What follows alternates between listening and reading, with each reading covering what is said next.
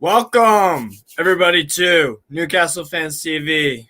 I am delighted to be hosting again for at least a little bit. I'm Steve Mahala from America. You guys probably recognize me by now, but yeah, I'm pretty excited to be here. Not so excited about the match and some of the results this morning or afternoon for you guys in the UK or wherever you are in the world. The results have not gone our way. Norwich going away to Brentford and winning 2-1.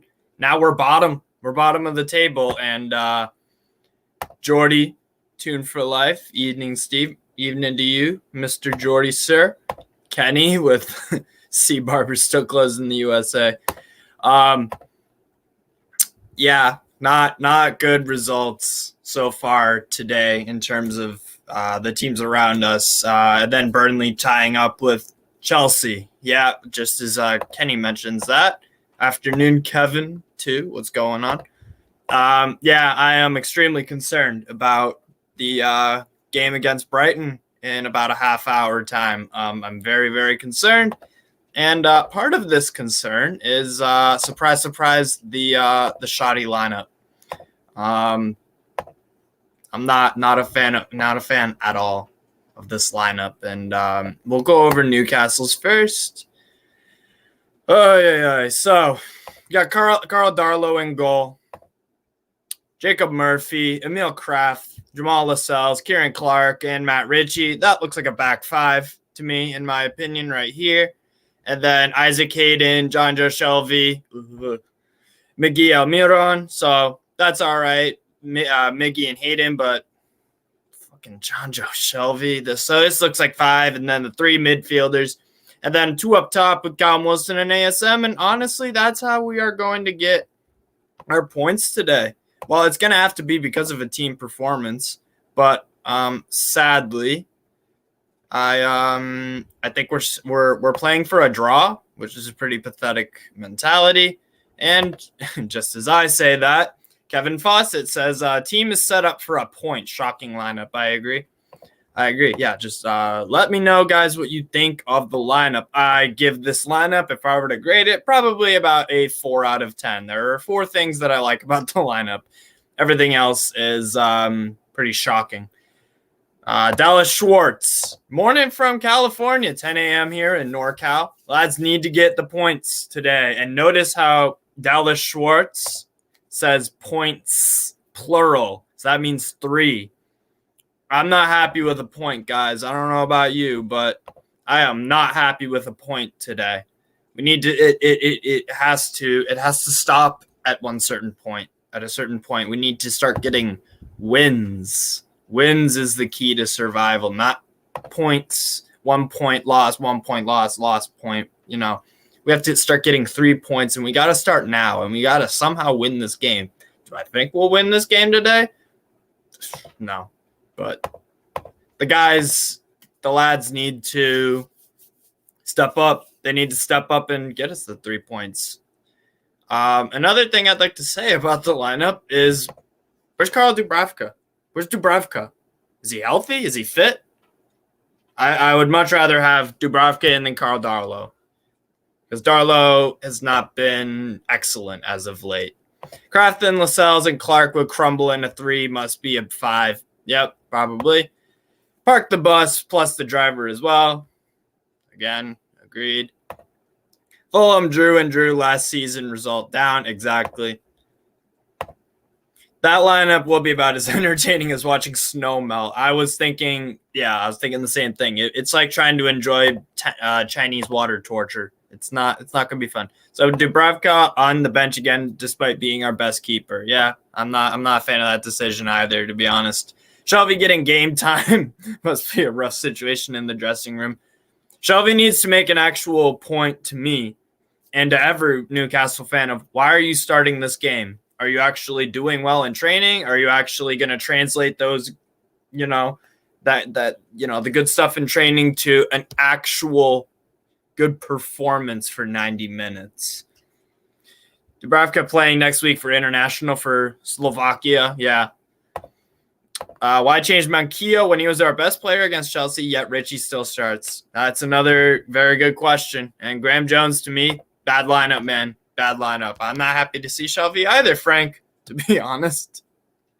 There's a lot wrong with this lineup. Again, I would grade this about a 4 out of 10. This is disastrous, man. We're playing for a point? No. We need some offense, man. We need some offense because we can't defend. Our defenders are shit.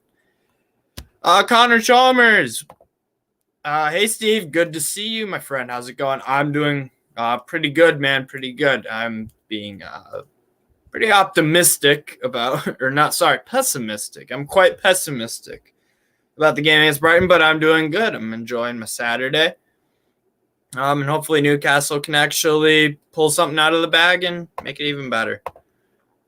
What's the news on Eddie Howe? Nothing official announced yet, but it just seems like what's going on and around Twitter and different reports and whatnot, it seems like Eddie Howe is going to be our next manager. And honestly, like Will says, we need a new manager and coaching staff ASAP. And I 100% agree with this. We need to out with the old and in with the new, all of them. Graeme Jones too.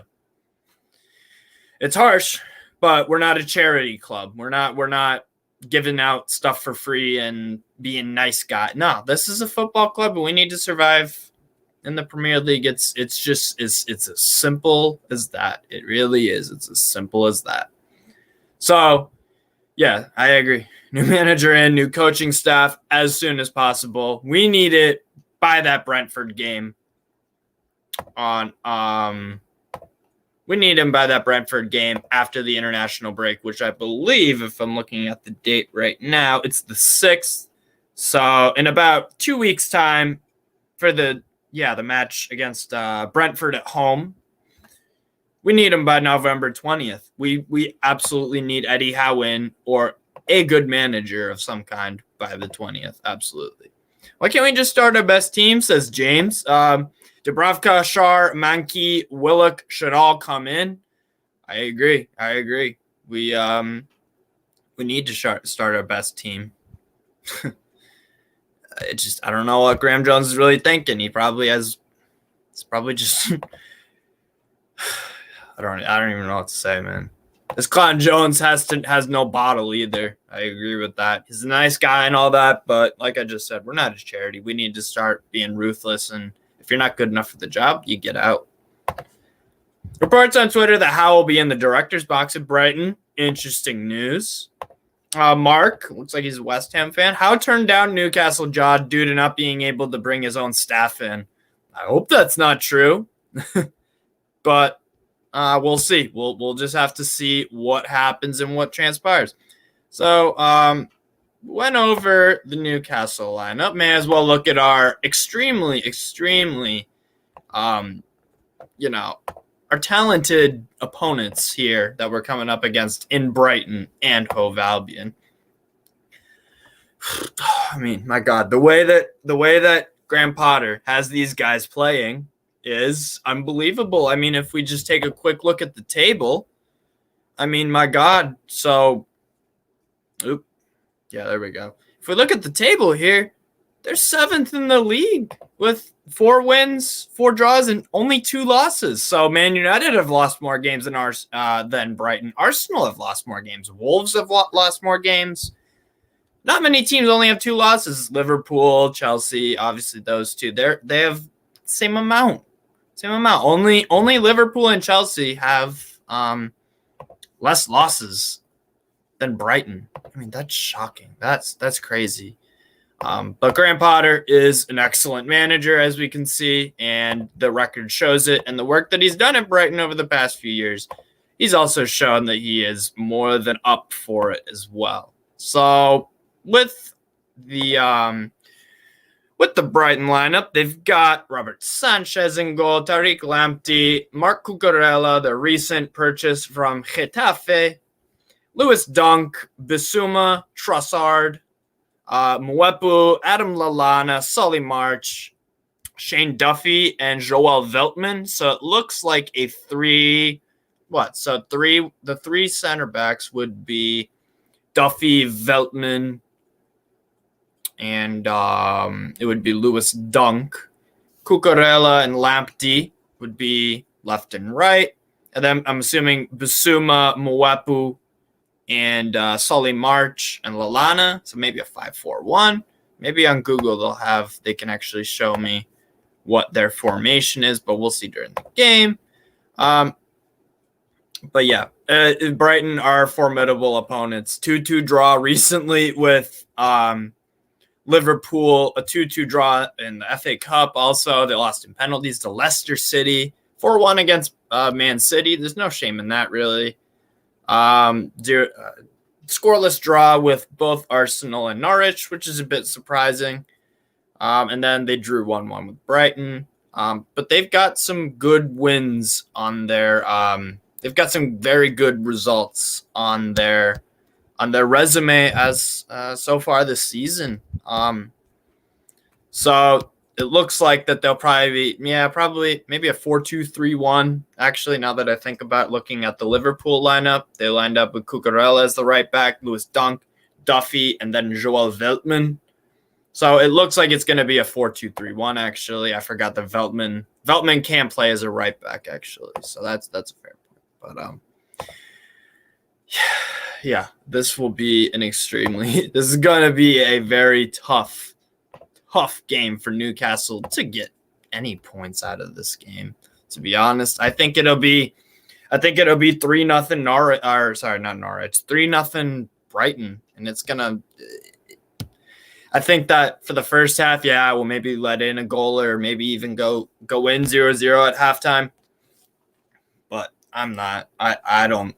Right now, in the form that Brighton are in Newcastle, it looks as if we're gonna be played off the park, which we will be, but then also beat on the score sheet as well. So, I mean, I'm not very optimistic, but let's see what else. What you guys are really saying. Smash Pumpkin. Don't believe everything you read. How is at the ground today? Interesting. Brighton came from 2 down against Liverpool last week, draw 2-2. That's actually a very good point, Kenny Wilshire. Because especially considering that we've taken the lead sometimes in games this year. I remember the Spurs game and the West Ham game and or probably one or two others where we took the lead, but then we concede and then we don't get the win. So if Brighton can go 2 down to Liverpool and then score 2 and then get a point out of Liverpool, if they can come back against Liverpool, they'll be able to come back up against us, which is just why I don't see us taking 3 points. We could maybe get a draw. But we're going to have to play. We're going to have to play really, really well and defensively really, really well. And it seems like Take It Easy is going for a 1-1 as his prediction. Brighton can score. Absolutely, Kenny. Sammy's hoping for a 2-0 win. I'd take a 2-0 win. That'd be extremely impressive. 20% possession again, says Aaron. Probably. No need for panic. We've already got rid of Asgkey and have bags of money. Championship for a season, and then after building a mega team, cool beans. I see your point, but the problem with one thing I would have to say about that is if we go down to the championship, we're already not a super attractive side due to where we are in the Premier League. We're now bottom of the table in the Premier League. And we're not going to be able to attract world-class talent. I understand that money talks, and that's a valid point. But if we go down to the championship, it is going to be even less attractive for a potential, world-class managers or players or coaching staff, higher-ups, CEOs, sporting directors, trainers, etc. It's going to be less attractive if we're in the championship. Yeah, exactly. We can't even get a manager. Don't mention player. But I can see where Ed. I can understand to an extent. And I wouldn't be super worried about going down the championship. It's just the championship is extremely hard to get promoted from. We don't want to be stuck in there for, get in there a year. That's what happened with Hamburg in Germany. I remember they got relegated probably about 4 or 5 years ago. And obviously they don't have quite the money that we do, but they have obviously an extremely good reputation in Germany. Hamburg do, and they've been stuck in the 2 Bundesliga for the past 4 seasons. So you're never guaranteed. And before that, Hamburg were never relegated from the Bundesliga. So we can't exactly just be like, oh, we'll spend a season in the championship and then just go straight back up, because it doesn't work like that. Even though Hamburg have a lot of money compared to other 2 Bundesliga sides, I mean, shit, they're still in there. And then Kenny brings up the English equivalent of that, of a European champion who won who's won the European Cup before, but they're in the second tier of their division. Nottingham Forest, 2 European Cups, and they're 19 years in the championship. And we just saw it with Leeds, who got promoted last year. They were stuck down there for quite a while. So yeah, it's tough. It's tough. So the championship, I don't ever want to see us in that. But yeah. Jordy Bill, again, this is more reason to be pessimistic, I guess.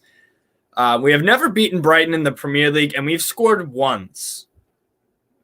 Now, Brighton have been in the Premier League for, I believe, 4 straight years now, maybe 5. But we've played at least 8 games against them, and we've only scored in 1.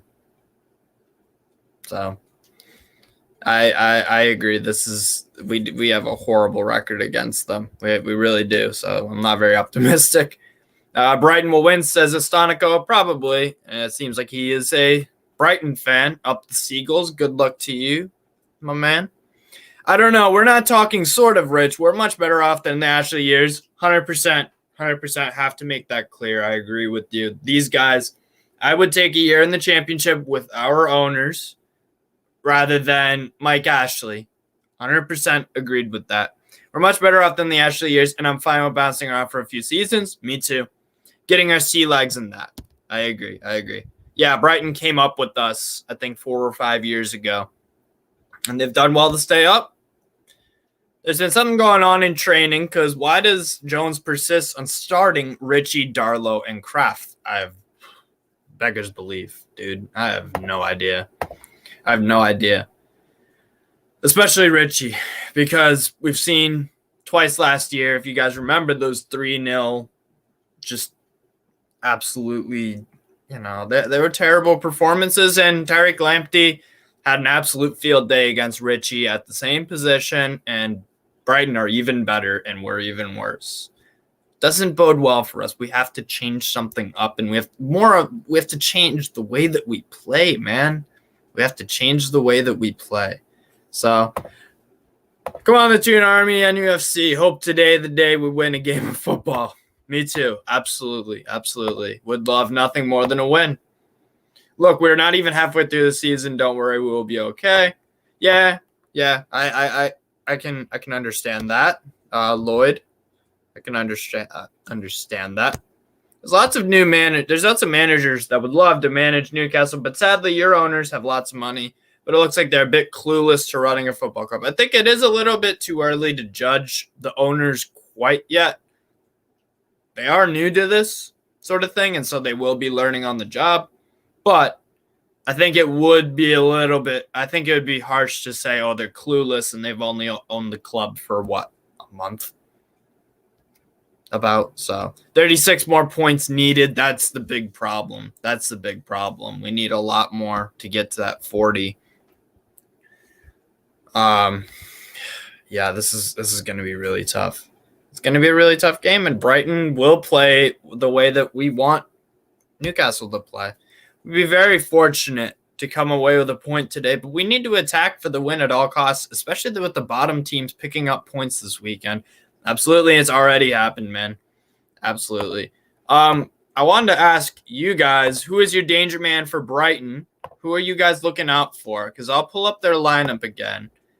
Because they have a very formidable side. And their manager is very, very good as well. But to me, I'll do some sort of like kind of keys to the game type thing. We need to keep Tariq Lamptey quiet, and really, we have to hope to God that Brighton don't have their shooting boots on today. But they've been getting better with that this year, especially with the expected goals sort of statistic that plagued Brighton last year. They were actually more of like a top 6 side if they converted more of their expected chances than they have. And Cucurella says Will.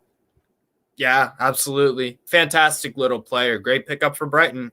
Eden says Lamptey. Lamptey's always a danger when he plays us, says Jordy Bill. Spherical Cow, Basuma, absolutely. Lots of good stuff to like about his game. But yeah, it's tough. Both fullbacks for me. Yeah, I agree with that. Danny Welbeck is on the bench too. That'll be interesting to see. Oh, I didn't even go over the benches for either side. My apologies. We'll go with Brighton, though. They've got Steele, Webster, Neil Maupay on the bench, Alexis McAllister, the Argentinian, Pascal Gross, who I really like, actually. Is that Motor, and Jurgen Locadia, Richards, and Sarmiento. So some players I am familiar with, like Jurgen Locadia, who was actually on loan at FC Cincinnati last year. So I saw a few games of him in the States. But Trossard's the obvious danger man too. but it doesn't look like he is on the bench. Maybe he's injured or something. Is Trossard in there? No, it doesn't look like he is. Oh, no, he is. My bad. Bissouma Moepo Trossard. Okay, my bad. Trossard is in there. He's done really well this year. Lamptey is dangerous, especially against Richie. 100%. 100%, man. And, of course, we got our guy, Carl. What's going on, man? How you doing? I'm good, mate. How are you? I'm good, but the football is probably going to change that a little bit. It's worrying. It is a worrying time, definitely. I've only just realised that we're actually bottom of the league, so yeah, worried. I watched the Norwich and Brentford game today, man, on one of my many phones and laptops and whatnot. And whenever I peeked over Norwich, I mean, Timu Pukki took his goal really well, and they look good. And Brentford, I think they'll survive this year, but Norwich don't look like they're giving up anytime soon, and that's going to do the world of confidence for them, to be honest. And we're the only Premier League team without a win. That's also the other damning thing. Yeah, absolutely. I was surprised that that Brentford lost. To be honest, I was expecting. I was too. I was expecting a little bit more from them. So yeah, worrying times. And after having a look at the lineup, I'm not overly. What's the word? I mean, this is shocking. This is like a 3 or 4 out of 10, man. Yeah. This is a Steve Bruce lineup, and you know what? We would criticize and crucify Bruce for this, and I got to do the same to Graeme Jones. What the fuck are you doing, man? Why is John Joe Shelvey on the bench? Why is he even in starting? Like, what's going on? What is going on? John Joe Shelvey needs to, and I mean needs to, prove why he is in the starting 11, because from the outside looking in and his past performances over the past year or so, or maybe even longer, he's been shit. He's been shit. He's been lazy. There's one good pass a game, and that's it. Offers nothing defensively. He needs to prove a lot of people wrong today. Definitely, I do agree. Like people are saying in the comments as well, and I think we've said previous weeks, if it was Steve Bruce, we'd be giving him a lot of sticks. So it's not good enough. I think a part of me thought that Eddie Howe would have been on the phone, giving some sort of update as to how he wanted the team to play. But yeah, I don't think that deal's off, by the way. I know I've seen people say that in the comments. It's the Mirror just trying to run a story, I think. Right. Yeah, just square pegs and round holes. We'll see what if it's official. We'll see when it is, and if it isn't, then we move on, and we need to move on quick. Definitely. I don't mind all the gossip and stuff. I don't pay attention to that. It's all just fucking drivel to me, to be honest. So, what's going on, Josh? How you doing, man? Yes, all good. TV, what's going on? All good, man. Dramas before kickoff. Yeah. What do you think of this horrible lineup? Or do you disagree? Steve Bruce team. Jones is a Steve Bruce coach. He's done all right, but I think he needs to leave the club as well, personally. It's a terrible lineup. And Brighton are just going with their strong lineup too, a 4-2-3-1. And they're probably going to play us off the fucking park. I have no doubt in my mind. Yeah, I don't know why Bradford's not back in. I know. And Tariq Lamptey line up against Matt Ritchie. Like, what are you doing? We all knew that was going to come. Why would you play him? He's licking his lips, man. It's light work for him. Yeah. He's going to have no game there, is he? No, definitely not. I'm okay with Miggy starting. I wanted Miggy to start for the last couple of games anyway, but Miggy should be one of the first names on the team sheet. Every week he should be one of the first names on the team sheet. He's the only one that gives everything. So, but let's hope we're wrong. Score predictions, Steve. What are you going for a score prediction? 3-0 Brighton. Easy peasy, lemon squeezy for them. I'd be surprised if we have more than 2 shots on goal or 2 shots. What about yourself, Josh? Pessimistically, I'll take a 1-1. Oh dear. I don't know. I don't know about you, Josh and Carl. I wouldn't be happy with the point. I would not be happy with the point at all. It doesn't help, does it? That's the thing. It doesn't help anymore at all. When Norwich are winning games, we need more than a fucking point. That is as clear as day for me. We need a win. It's massive. This game's huge for us. It's ridiculous. At this stage of the season, how big a game this is. If Norwich can win a game away to Brentford, Yeah, but Brentford is shit. And then we gotta at least put some fucking effort in. I mean, it's just not good enough, to be honest. Brentford will drop like a stone now. They've been found out. People know what they're about. They weren't so sure when they first come up. They put in a couple of big performances against big teams, but they'll be bottom three. They're not good enough for this league. Nah, I think they'll stay up. I think it's just a rough stretch because I think Brentford know what they're doing across all accounts. Like, they've got a good coach. They've got a pretty decent squad. I think that they've recruited well over the summer. And I think that the hierarchy, like, to me, Brentford are one of those teams that, yeah, they aren't a big club by any means, but they have ambition, and that's going to carry you a long way. And absolutely. I think that they will survive. I think there are 3 worse teams than Norwich. Than Brentford. Us, Norwich, and Burnley. Possibly, yeah, Burnley. But even Burnley got a point away to Chelsea. It's all right. Once Eddie Howe's in, we'll kick on. I think the 2-week international breaks come at the perfect time if he's coming in, because it gives him a chance to get these fit. Because we are possibly the unfittest squad in the Premier League, and it's embarrassing to watch. There's no way we aren't. Oh, there's the big man. There he is. That's our new manager. I think I'm a little bit behind. Oh, I'm actually on BT Sport. I've paid £25 to watch this shit. I've got it on. I've got BT Sport. I've just. Have you seen Stavely come out yet? No. Oh, Stavely's just walked out with Eddie Howe. Oh yeah, I've just seen them. Yeah. Sorry, brilliant. Mate. There it is. No, that's perfect. Well, that is it. Then he's the gaffer. Jovam KW also in our comment section. Why are we doing 5-3-2 against Brighton? That's my big question. Why? Why are we playing for a draw? How we the lads? Yeah. Because that's what we do. Because we're shy. Oh, is Eddie Howe? Yeah, he's our manager. So there you are. That should be confirmation enough that he is the man. Oh, ref. He's got to be, isn't he? You don't come to the match with the owner and not take the job. No. Surely it's just a case of tying up his backroom staff now. That has to be the only hold-up. Oh, fucking hell. Stranger things have happened in Newcastle, I suppose, but Shelby is so slow. Yep. I actually just kicked off. I'm 44 seconds in, I'll be honest. That's all right.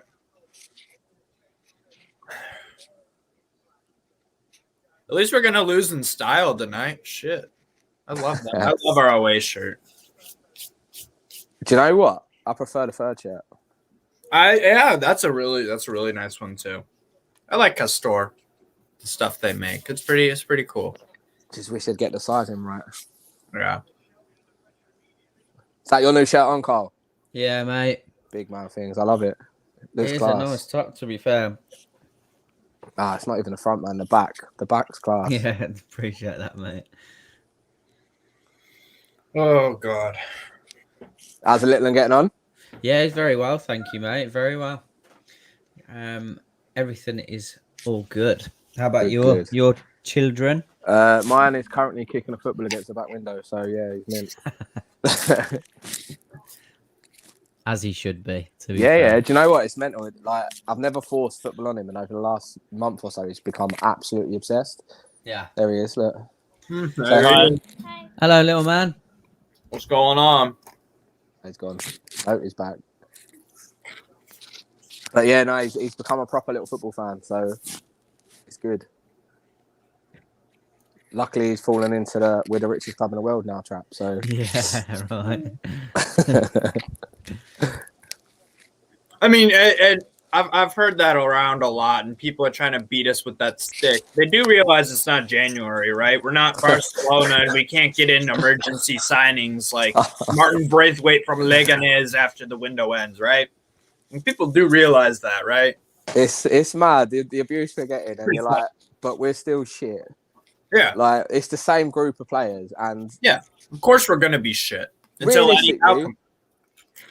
This squad that we've got, would you buy any of them except maybe Maxi and Wilson? If you take them two off the table, would you have bought any of these players with the money we've got now?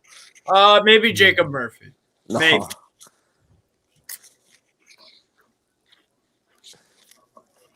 We need at least in the January transfer window, we need at least 7. We need at least 7 guys in. I think he'll make a few free signings, you know. I think there'll be a few that come from Bournemouth. That'd be nice. We just need to survive. That's all I saw some talk today about Steve Cook. Is it Steve Cook, the centre-half? Mm-hmm. Yeah, mate. I saw some talk about him coming in. I won't be against it. I'm not against anyone coming in, to be honest. No, I'm not against anything. Like, compared to what we've got, is he any worse than Lascelles? Nope. He's better than Lascelles, I think. Just want to see if you go, man. We need to let rid of some of this dead wood. Like, I don't know how Kraft gets in the team. Yeah. Has Graeme Jones actually come out and said why he's getting in over Fernandes? Like, Fernandes hasn't got an injury or anything, has he? He was injured when Yeah. Jones first took over, and they're just saying he can't get in the squad. Yeah. Which No, I don't get, because he's one of our better defenders. he mustn't be Mid. fit enough, because I understood what he was saying about if he's not going to play, then there's no point in being on the bench. 100% get that, and I think that got blown out of proportion. Maybe he's just not fit. Absolutely. He's not wrong, though, is he? If you've got Cher on the bench, you don't need Freddie on the bench as well. No, definitely not. But then why is Cher not getting in the team? That's interesting, man. Like, there's obviously something there, isn't there? Maybe it's something to do with his contract, or who knows? Maybe if he plays a certain amount of games, he triggers another extension, and they're not sure if they want to keep him. Come on, Wilson. Oh, come on. So I like the fact that Wilson, Maxi, and Miggy are on the same pitch together. I'm just not. I don't like how it's lined up. But if Maxi's playing as a striker with Wilson, like he's just he takes so much away from his game. Yeah. To me, ASM, I think we could get away with playing him as a striker in like an FA Cup game against, let's say, I don't know, Halifax. Like he would do a job there. You know what I mean? I guess Halifax Town or whatever, or I don't know, Notts County or some shit. We could get away with it against lesser opposition. But in the Premier League, I'm not completely sold as ASM is doing a job as a striker. That's Callum Wilson right there. They should have scored then, you know. They scored? No, they should have. Should have scored. Really free header inside the box, and he had time to take a touch. To be honest, I mean, you'll see it now. I should imagine. Yeah. But, he's got loads of time. Loads of time now. Is that Trossard? Yeah. They're probably feeling merciful. Do you know what? Controversial. I'm quite glad to see Shelby back. He's slow, but he dictates the ball. He wants the ball, and he plays it around so much better than Longstaff. Yeah. It's okay, Steve. You don't have to agree. You do. We'll make my judgment after the performance. We'll be fair to Mr. Shelby. He's gotta actually prove it to me why he's out here. Because Willock for me should start over him. And actually, yeah, no, 100%. I agree with that. But I don't think Willock's match fit yet. I don't think he's been match fit. I was going to say. Stop! What is that pass? Is anyone match fit at Newcastle? No. Is anyone? No. Is it harsh on Mankier as well being dropped for Jacob? Yeah, 100%. He's been our best player lately. He's our best right back at the club. Why is he not in the team? Yeah. An interesting one. If you're going to play Murphy, I feel like Murphy needs to be further up the pitch because he's a defensive liability. You can understand him driving forward like he did with that opportunity that he had, but look at him sitting next to Stavely. I've fallen in love with him. He's not going to be our manager. I swear to God. He's not going to be our manager, guys. He can't hire his backroom staff. The mirror off. Yeah, they're so right, man. Do you know what was funny as well? They took that story from some local rag. Like it was embarrassing that they posted it last night on Twitter. It's probably one of the infamous moles that we've got on Twitter. Yeah. What, some like Luke Edwards type of fucking idiot? Not even that. Like, I don't mean local as in from Newcastle. I mean it was like just some like daily post or something like that. The only people that know the ins and outs of what's going on at Newcastle United are the people that physically work there. Yeah. Yep. And I think fans need to realise that. Like, and even then, like obviously I do so much with the foundation and I hear things, but we haven't got a clue. No one's got a clue what's going on. Except for the people right next to the deal. Yeah, exactly. It's the same with a takeover. That sprang out of nowhere. Everyone thought, right, it's dead. And then all of a sudden, bang, that day, right, it's happening. Yeah. Trust the process, man. These owners have been in place for what? Is it a month now? Yeah, about a month, something like that. They've never owned a football club before. Give them a chance. I know. They're still learning the ropes. That's why Dopey Charnley's still there, because they don't know what they're doing necessarily yet. Yeah. They will, and they'll employ the right people to take the club forward. It just might take a few months. It might take a year. It might take 18 months. Yeah, exactly. Tristan, I think we can in time. We're not going to immediately attract like massive players, but there's fringe players, like fringe players on that elite level that you could go after. I genuinely think that Donny van der Beek is a genuine option, personally. Yeah, massively. I hope Solskjaer stays in the job until January. Yeah, but we just need Man United to win a few more games, I guess, because the Glazers, it's very easy to tell when they'll fire a manager. They don't care about anything else except top 4 UCL revenue. That's it. They take their money out of Manchester United, and then bam, they're fine. Yeah. They're happy. They have no ambition. Oh, they don't care. Yeah, they don't. When I'm talking about Van der Beek, by the way, I mean if we're safe. That is obviously with relegation zone. I think we'll sign him come January anyway. I think he's he'd probably be the marquee signing. He would definitely be the marquee signing. Carlo, nice. Take him. I'll take Lingard. 100%. Me too. Martial, maybe. He's not getting in anytime. To me, Martial getting in above Wilson though. What? Is Martial getting in above Wilson? Why not play both? Because then you're dropping ASM. Yeah, 4-4-2, 4-2-4. Fuck it. I want 4-2-4 back, baby. I mean, seriously, we do need to approach game. Maybe 4-2-4 is a little too extreme, but surely we can find a way. Let's say if we did bring in Martial, and then we have Callum Wilson and maybe Van de Beek also and Lingard. I mean, at least we'll have a good bench. What do you make of the serious talk around Ter Stegen and Guendouzi as well, by the way? Guendouzi's staying all day long. Guendouzi's staying at Marseille. I don't see a way that he leaves. I think he's a bit too temperamental to come to have at the club as well. Personally, I'm not sure I like his attitude. Obviously, yeah. So that is a good point. I think it really depends on the type. Like Jorge Sampaoli right now is at Marseille, and I watch a bunch of Marseille games almost weekly. Watch a lot of Ligue 1 in general too. Jorge Sampaoli is about as crazy as Guendouzi is, and as Payet and all these other guys. Guendouzi is one of those players where you need to set him up with the right manager who understands his flaws and will work with him and get the best out of him. So, and that's what's happening at Marseille right now with Guendouzi. Ball on who? Richie crossed it from the left wing.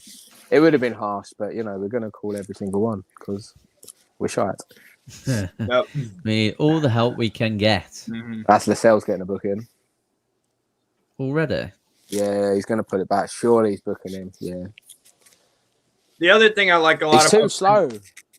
Sorry, Steve. Go on. Yeah, I agree. No. I was just about to say the other thing I like about Guendouzi is that at Marseille, Sampaoli is getting him to play lots of different positions, and he's getting overall very good skill set out of him. Yeah, both offensively and defensively. I've been massively impressed. He's set up some goals. He set up some goals at Marseille and scored some. It's really working out for Guendouzi. So I would not mind. Guendouzi. I just think he's going to stay at Marseille. I'll take Aaron Ramsey over Guendouzi. Say that again, Aaron Ramsey. All day long. Why not? You don't want to beat Juve. Yeah. This is perfect for him. Sitting in our midfield earning 150 grand a week and back in the Premier League. Easy. How old is he now? 28. Oh, really? I didn't realise he's still that young. I'm sure he's only 28, 29. Yeah. All day long. He's never spoken about it. Imagine a transfer window signing Ramsey and Van der Beek. Oh, that'd be fucking disgusting. A Chuck Lingard in the mix as well. Yeah, I know, right? And it's mad that we can even talk about that. I see someone mention Chowdhury on loan again. I was like, are you dreaming? Yeah, fuck Chowdhury. We've got money now. Do we know how much money we're going to have? No, but why are we talking about a second-rate Leicester City player that wouldn't get in this team? I agree. Connor Chalmers, this is a very interesting question. And I would, if Santiago Munoz Would you guys give him a chance between now and January, just with Eddie Howe? He was good with some of the younger players. At Bournemouth, I absolutely would. What do we have to lose? What do we have to lose? I think we need to see him in the under-23s first. Yeah. Yeah. That's true. That's true. We'll see how he does, because you can't just jump from Liga MX and then jump straight into Premier League relegation battle. It's a big jump up. I agree. Yeah, I mean, we did talk about these players if we were to stay in the Premier League. Obviously, you missed that little bit, so put your hearing aid back in. You might hear it next time. If we stay in the Premier League, we could potentially sign those players. Cheers. Cheers. I'm not allowed to comment on them comments anymore. But and then John Bowles makes a good point in the comments section. We need defenders, because honest to God, I would sell all 5, 6, 7, whatever. Get rid of all of them. I'd keep Manquillo. Yeah, okay, Manquillo. He's okay. He's okay. I'd keep Lewis as well. Yeah, for depth, for sure. Oh, yeah, that's a good point. Kieran Trippier being linked. I forgot about that as well. Oh, that would be Isn't it mental? Like a couple of months ago, we would have been happy with Chowdhury. I know I'm gonna keep using him, but and now we're going, oh well, we could get Trippier. What do you mean? Ter Stegen. Well, I still feel stupid saying it. He's not my first choice. Like, people say, Dubravka's better than Ter Stegen. Ter Stegen's Barcelona's number 1. Yeah, it's not my first choice. Yeah, No, I wouldn't take him. To be honest. Play it there. Oh. Belly 81 Sports making a good point. Matteo Guendouzi is on loan with an obligation to buy at the end of the season, I think for about £11 million at the end of the season. So Newcastle couldn't buy him at the in the January transfer window. But I would take Guendouzi, but again, I think he's going to stay and have a pretty damn good career at Marseille and maybe even more. But I'd be happy to see him. Yeah, absolutely. And then some other, and probably for replacement for Richie. I mean, I wouldn't play Richie ever as a left wing back, but I would look at Przemysław Frankowski for Lens. He's been having an excellent season at Lens, scoring goals. And he originally started out in Poland and then was at my hometown club, Chicago Fire, and did very well as a left wing too. So he is a very excellent player, and he's got some goals and assists so far this year for Lens and playing very well. So I would take Frankowski. There are a few good players in Ligue 1, and I'd have to think about where else, but that's where I mainly watch. Like right now, I've got the Serie A game on, Juventus Fiorentina. Then I've got Lille and Angers. And I've also got to put on the Bundesliga game, Leipzig. And would you guys take Emil Forsberg from Leipzig? Or Nkuku? I haven't seen enough of him. I don't know who he is, I'll be honest. Nkuku? Remember when he scored a hat-trick against Man City this year? Oh, yeah. That guy, yeah. Phenomenal player. Phenomenal. I'll be honest, that's the only game I've ever seen him in. So of Leipzig, yeah. I'm very well versed, Josh, if you couldn't tell in my European knowledge and in MLS and some Liga MX as well.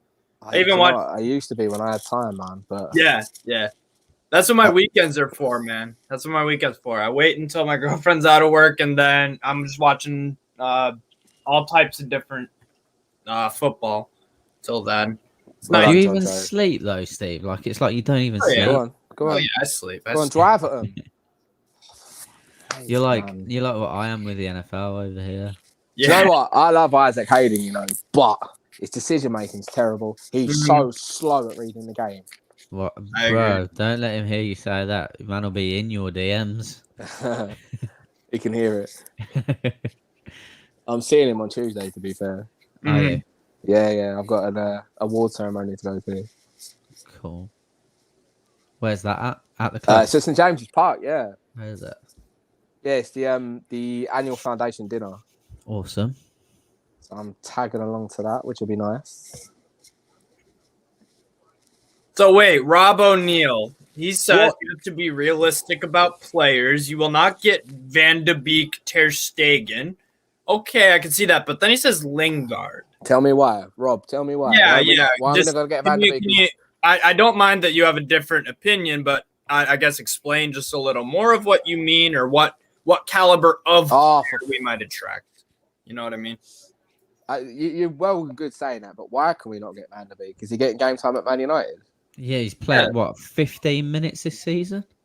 The only the other option for him was that he was going back to Ajax. I'd rather go back to Ajax. League, is he really going to go back to Ajax over Newcastle? I don't see why not. It's happened before. Like I remember when Luka Jovic got bought from Eintracht Frankfurt, and then he was dismal for Real Madrid through about a half a year, and then they loaned him back to Frankfurt to see if it would get him back, get back playing well and whatnot. So it has been done before, to be fair. I'd buy Jovic. He's class.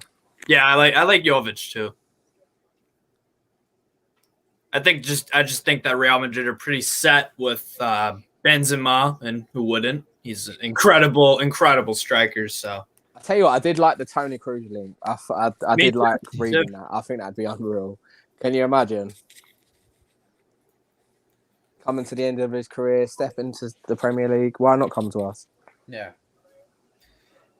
Franck Kessié, I'd love that signing, Kevin. That's a penalty. Sam Sarakin, we should get Jules Koundé. That's a penalty. Back. Hell yeah, I'd take him. Surely. Even I think that's a penalty. What, to Brighton? Yeah, they're going to give that. I can see that going VAR. To Brighton? Yeah. Oh, for fuck's sake. The only bet that I put on this game is that the second half would have the most goals scored. Oh, yeah, I've just seen Kieran Clark is shite, mate. Like, why is he throwing his leg in like that? Is it if they give it? Surely he's giving it. That's, for me, that's Stonewall. He's taken out his standing leg. Oh, I don't know. He's jumped after, hasn't he? His leg shouldn't be there. Oh, no, it's not a penalty. It's not. He's dived. Fucking book him. Oh, I don't know, though. There's contact. Refs all across Europe, America. There's knee to knee. Start booking for simulation regularly. Like every simulation afterwards. That might be what saved us. Yeah. I don't know. I think there's knee to knee contact. I think he's going to give it. Yeah, there definitely is. It's just when he exaggerated. You can see that he decides to dive. Have you got the phrase screen? See how clueless Lascelles looks. Sam Sarakin, another very good transfer suggestion. Young quality players like Jeremy Doku at Stade Rennais. And I'm also very fond of Kamaldeen Suleimana, 17-year-old left winger on Stade Rennes. He's having an excellent. Oh, he's going to look at it. He's going to give it. It's a penalty. That's a pen for me. He's trotting over to look at the screen now. It's just his simulation after, though. That's what's. Oh, for fuck's sake. Should cancel out, but either way, regardless of the simulation, which is hard to ignore, but it's a penalty. Let's put that to the side for a minute. What is Kieran Clark doing, putting himself in that position? Does he give it, has he, Josh? No, he's still looking at the screen. Hands on here. For me, I said straight away, I think it's a penalty. That's a pen. Sorry. Every single one of our centre halves is half a yard off the pace. Yeah, penalty. Fuck.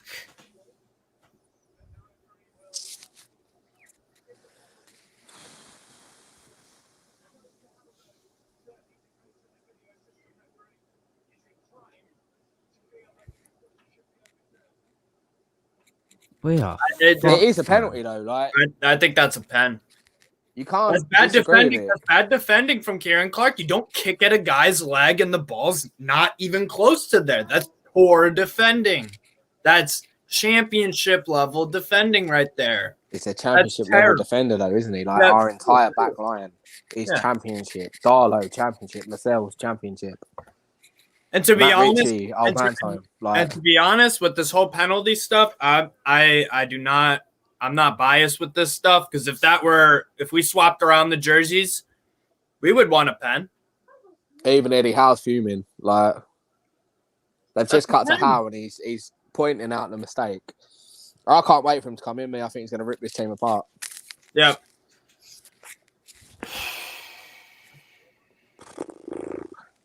Fitness. That's the name of the game under Eddie Howe. Come on, Darlo. You sexy bastard. Come on. Oh, fuck off. Straight down the middle, 1-0. 1-0 Brighton. Shocker? No, not really. Look at him. Look at that haircut, dickhead.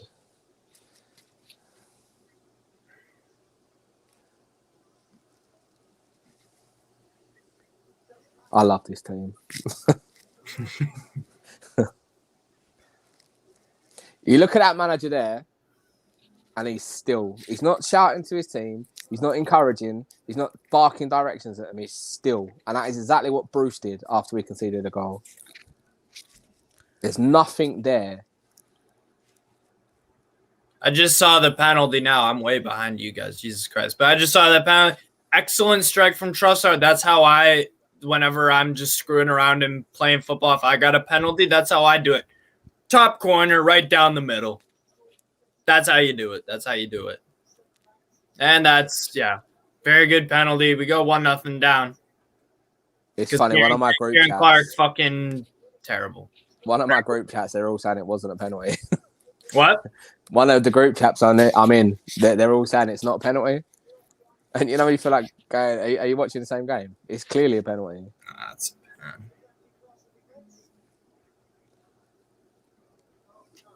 There's nothing there. There's not one of them players that are pulling the rest up by the scruff of the neck and saying, do you want to get involved?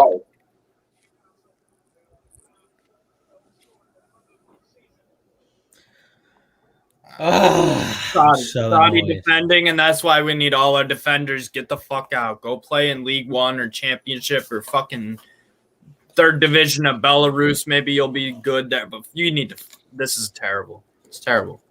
I'm calling it now. This is another game, and you can see it already. We're 25 minutes in, and St. Maximin hasn't been involved once. Yep. At all. So that's it. He's out of the game. You might as well take him off the pitch now. I'd love it if you just turned around at half time and said, look, go and get yourself in the fucking dressing room and have a word with them. Yeah. Fucking sit Graeme Jones down. Give him his P45. Because I've said this for months. For months. Even with the England side, I don't care that they got to the final. They played shit football. Oh, and it was because he was involved. Yeah. England played well for about 5 or 10 minutes a game, and then usually they'd get a goal out of absolutely fucking nowhere, and then they'd advance. The funny thing about that is that our star striker, Harry Kane, was dreadful the whole tournament, and we still made it to the final. Yeah. But home advantage. Like, it's not a mystery that Graeme Jones hasn't been invited back to the England setup. When you let a team like Italy, who have historically been a more defensive side, and you lean on those excellent defenders and hit them on the counter, when you let them outplay you, and then Italy did that the entire tournament to anyone they came up against, they outplayed them, outplayed their opposition for the majority. That's embarrassing. Yeah. The reason I get so frustrated about it is because we all get, like, rightly so, Steve Bruce was not good enough, but neither is Graeme Jones. Yep. Oh, that's a stinker. Two truths can apply at once. I agree. We're dreadful. Like, when you're watching it, you just think, we are terrible. This is why we're bottom of the league. No, we're just shit. We're just dreadful. No, I agree. ASM has to play fucking defense. He's marking. Yeah. Was it Brighton he disappeared against last season as well? Cucurella, strike, way off. Good ball. Go on. Oh, Isaac Hayden just got in behind it. He should have done so much better with that pass.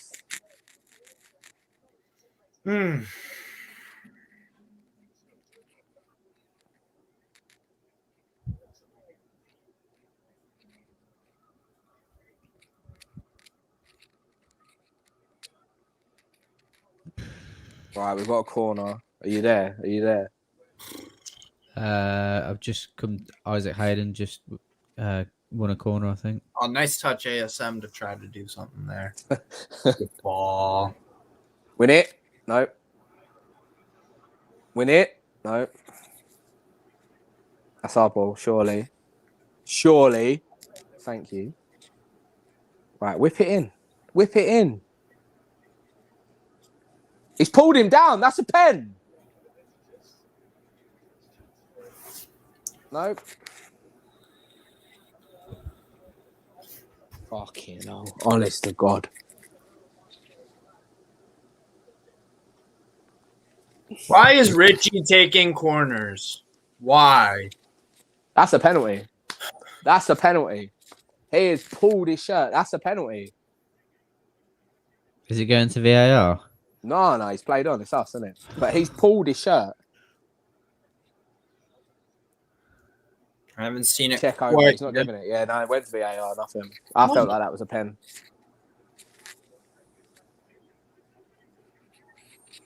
I mean, Speaking of Nkuku, he just scored for Leipzig against Borussia Dortmund. Class. Fucking class. What? so done, man. Let me see. Newcastle United doing Newcastle United things. Jay in Atlanta, our American representative with me. Brutal, lads. Just brutal to watch this half. Yeah. I mean, we're just getting bent over and pummeled. It's not fun. Yeah. Brighton have a good manager and some decent players, though, and that's the difference. It looks like they're fit. Not on this one. Definitely, Graham Potter's been excellent for them. They have definitely got some excellent players. Yeah. He's done a great job with Brighton, hasn't he? Like, More power to you, Moynihan plays. All respect for all Newcastle fans. You're the most loyal fans in the country, but I'm a Brighton fan, fair enough. And it's great to see us actually scoring and winning games this season. It is actually pretty cool to see Brighton pull off some miracles. And you know what? Just like Brentford, to me, they recruit well. They've got a great coach. They've got ambition right now. And our players on Newcastle don't have the ambition. And neither does Graeme Jones. And that's why we're going to do a whole complete revamp. Yeah, showing no respect to the likes of Liverpool, going 2-0 down and coming back and earning a deserved point out of it. FA in the EFL Cup, they 2-2 draw with Leicester City. Again, a side that they're probably, equal-ish footing on, I suppose, but Brighton still would be underdogs in that game. But they didn't advance, but took them to pens, 2-2. Score goals and defend. 63% Brighton possession, and ours is 37%. And honestly, that's probably double the amount that I thought we would have. But we're not doing anything with it. We're doing nothing. We don't want the ball. You can see it. Yeah. We're not fucking Atletico Madrid, man. What is this? Seriously. I tell you what, when it's not going Max's way, he's terrible. I'm throwing out there. I don't even care. Yeah. He's terrible when it's not going his way. When he's on his day and he's bursting with energy and he's running at people, he's fantastic. But this Maxi right now is a liability, and he's like this more times than he's good. I agree. Yeah, it's a nightmare. What I would say as well, ladies and gentlemen, we are running around 260 viewers. Please smash the like button. We are lacking to that. Absolutely.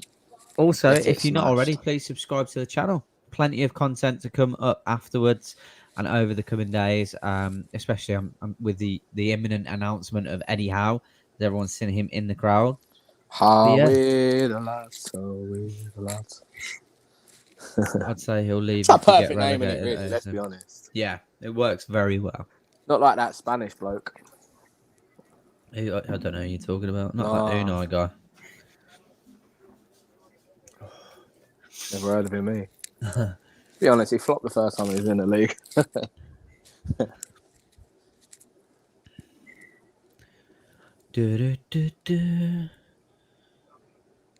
Sammy Fires from KSA, the Kingdom of Saudi Arabia. Welcome. Yes, we do. We do need 2 holding midfielders. We also need 10 defenders. We need 11 players to replace the shit we got on the pitch right now.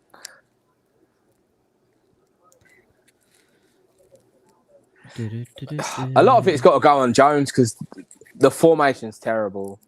The The lineup lineup is is terrible. capable. Also, the player personnel selection is terrible too. There's no game plan. What are they doing? Yeah. They're just sitting so deep. Brighton are just pissing around with the ball in the middle of the park, and we're just letting them do it. We look This like is Brighton. We're not playing we- Liverpool. We're not playing Manchester United. We're not playing Manchester City. We're playing Brighton. They're a second-rate team like us. Like, why are we letting them knock the ball around like this? Yeah. Why are we showing them this much respect? Yeah, they're a great team. Like, under Potter, they've done fantastic. But why are we letting them do this? It's a mentality thing. It's a mentality thing. We all know that Eddie Howe coming in, he's literally going to go on the front foot. He talks about that being his philosophy. He said himself he'll never ever set up to not win a game or to not get beat. That's just not in his nature. So Which is what this is. Do we do that? Why do we do that? He beat Chelsea, what, 3-0 and 4-1 or 4-0, and then he had a win against Man United, I believe. And He had the has a audacity big to do boy- a video about how he did it. Oh, it's fantastic, that video as well. If you get a chance to watch that, it's fantastic. Yeah, where he talks about his man marking system and whatnot. Yeah. Never leaving a space open. That's got to require perfect execution, though, like he says from the players. But Rafa had them drilled. Rafa had them Yep. doing that. This same team, minus obviously Wilson and Maxi, Rafa had them doing that. We were drilled. And it's not like it's a completely different back four. I just, you know, The when you watch, difference between our back- that is soft. The difference between our back four then and now is fitness. Yeah. That's why they've regressed so much, the fitness. And maybe age too, but yeah.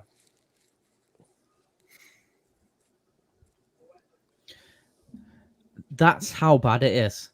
We're sitting so deep, allowing them so much time that the fans are fucking olaying every time they pass the ball. That's where Newcastle United are at the moment. I'd love to play Newcastle. I'd love to watch us play us because they're toying with us, man. it was just, This isn't the Newcastle I grew up watching. Like saying about attacking football, when we had Keegan, it was you score 2, we'll score 3. And that's what I want to watch. Yep. Yeah. I don't care if our defensive shit, if our attack is doing bits. Yeah. Oh, Lascelles, make that decision properly. I'm so done with this fucking setup. Look at the room. Go on, score. Score.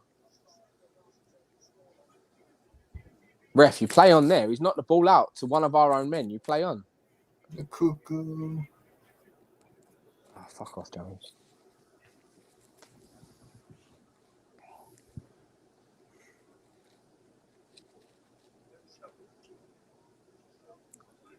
The thing is, what does he go in at half time and say? What has Jones got in his locker that changes this?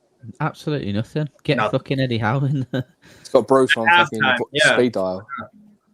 Long ball. Oh, my word. Oh.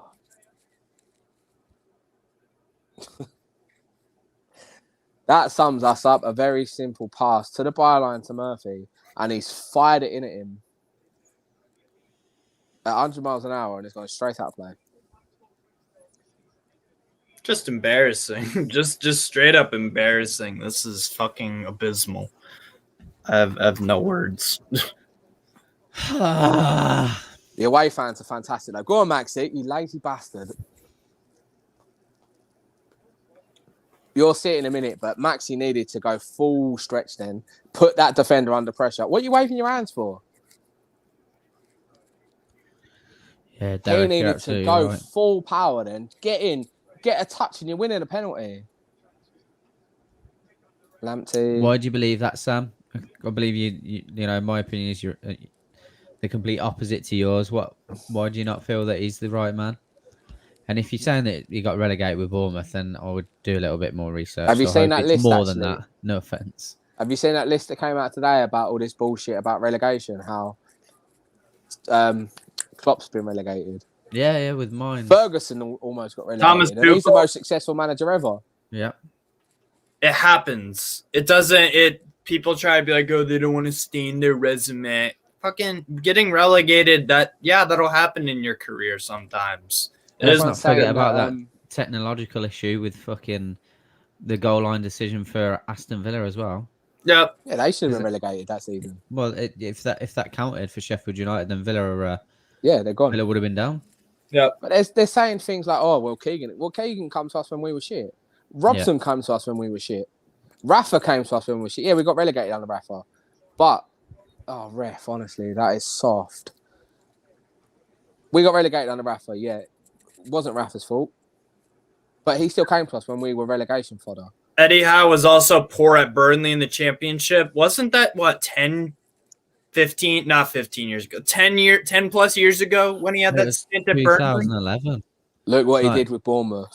Yeah, League Two to the Premier Premier League, and he kept them up there for 4 years. How many times has Howe Danny quoted Ings, as Callum being Wilson, England manager? Matt Ritchie, Ryan Fraser, under 6 million for the lot of them. Ryan Fraser's shite though. Yeah, I know that, but you know what I mean. Because people bang on about him signing Dominic Solanke and Jordan Knight for fucking £40 million. Name me a manager that's never made a Rafa's mistake signed on a absolutely transfer. horrendous players. Look at some of the signings Sir Alex Ferguson made at Manchester United.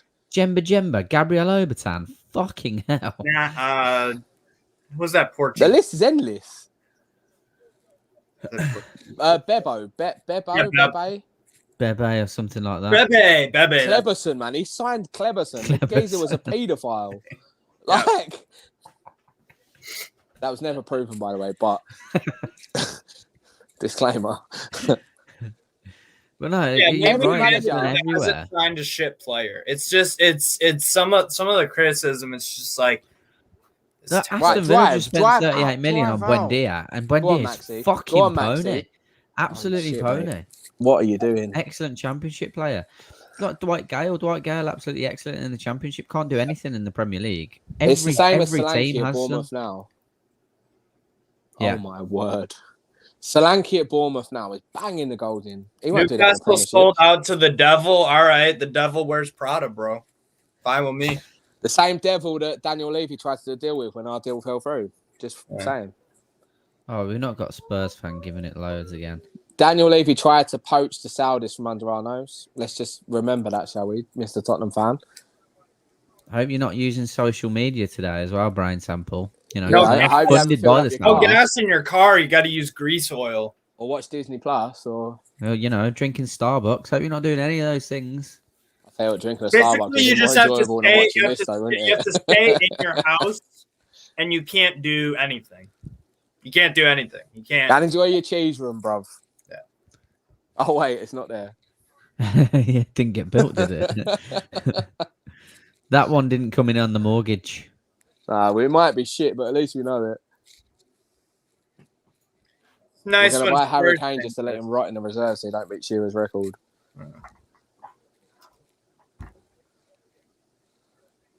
We might be rich, but we're fucking shit. Up. Finish. Oh! 40 minutes in. We got 5 minutes left. Probably like 2 or 3. No, there's going to be probably 4 minutes stoppage time, right? Because that He's VAR offside anyway. Maxi nearly scored. He's miles offside.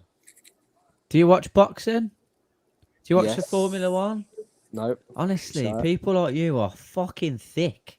That's it. Thick. Eternal shame of British sport. All right. Prick. Fine with me. You know, at this point, I'm just going to start embracing all these fucking idiot moral high horse stuff. Like, yeah, I am the fucking devil. Yep. Cool. We have nothing to Fine do by with me. that. In fact, go and watch my last YouTube video with that Russian bloke and you'll see. Yeah. We had nothing to do with that. Like, we didn't choose these owners. These owners chose us. And these owners invest in a lot of companies worldwide. We haven't sold our soul. We've got owners that bought us. Yeah. Like a lot of clubs. Chelsea, Russian owner. Is it Sheffield United? Saudi owner. Manchester United have got Saudi partnerships. Yep. What's the problem? David Beckham's just signed a £15 million deal with Qatar, who are crooked. Ambassador. Yep. No one's talking anything about Like- that. Letting fucking workers die whilst they're building stadiums for the World Cup because it doesn't suit people's narratives, and they just haven't got the fucking brain capacity to understand it. I'm just not going to pay any credence to the comments with people like that. To be If fair, you don't watch anything that's funded by murderers, don't watch football, bro. don't just watch sport. Yeah, Don't watch sport. Watch sport. And to be honest, those comments, they just make me laugh. Yeah. They make me giggle because your club is A, you're broker than us, and B, you're saying that Every club's broken on us. Fucking idiot. Yeah. You just look like a fucking idiot when you say, oh, fucking. The thing is as know. Newcastle fans, do Yeah. we agree with what's going on in Saudi Arabia? 100% not. Of course no. we don't. Do we Of course agree we with the don't. way they treat women or the LGBTQ community? No, I'm we a very strong critic of a lot of that stuff. I do not like that stuff. Like, you know, so like to me, like Islam has there are some issues with it. You can celebrate and whatnot, but yeah, there are some beliefs I don't agree with or whatever. But we don't support that as fans. Yeah, we're not there for the moral high ground. We're not there to say, oh yeah, we agree with Saudi Arabia, because we don't. It's wrong. But at the same time, we didn't agree to this sale, but it's happened. We have no say over it. We as fans can't go, no, we don't want that. They're still going to buy us. They've bought us. It's done. Like they bought into Disney. That's handball. They bought into Disney and BP and Boeing and Facebook and Twitter and XXX, whatever it is. They've bought into it. They're the biggest company in the world. But all this nonsense now to punish us with sponsors that we can't have because what? They're going to put money into our club. That doesn't happen. You can't put money into a team. It's actually breaking news. No team in the world can spend money to make their club better. You can't do it. You can't do it. Is it Everton? I don't know if you read it, but Everton's owner apparently paid 25 million in for no reason and called it a sponsorship, and they were allowed to spend that on whatever they wanted. So how come we can't have Aramco across our shirts? Because they're going to pay us what Manchester United are getting, what Liverpool are getting for sponsors. We've had no sponsorship fees or money for years. Sports Direct plastered all over the stadium. For what? He's paid 100 grand over 4 seasons. Tell me the difference to that. There's no uproar when he's doing that and rinsing us. But now that we've got a bit of possible success and we've got sponsors that are going to want to come onto our shirts and into our stadium, we can't do that because the other clubs are upset about it. And MH, if we have pathetic excuses, your logic's pretty pathetic too. So, fight fire with fire. You're using a social media platform funded by them to make a comment. I'll refrain from the silly man. You naive silly man. Saudi boys, we're on the beer. Saudi boys, we're on the beer.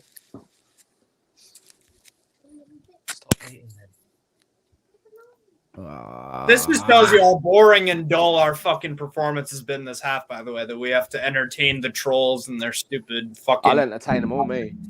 Yeah. To me, like I said, all this stuff, all this criticism of it, whether it's Eddie Howe or whether it's the owners or whether it's all this stuff, it's funny. It's just funny because, like... We get the shit, but we got no control over any of it. We don't go, do you know what, Amanda? Get Eddie Howe in. That's the best thing to do. We don't have any say. She could have employed Sam Allardyce. What could we have done about that? Yep. We could voice our opinion, and then maybe that would influence them, but they don't have... Clearly, Mike Ashley didn't listen to us much. Or ever.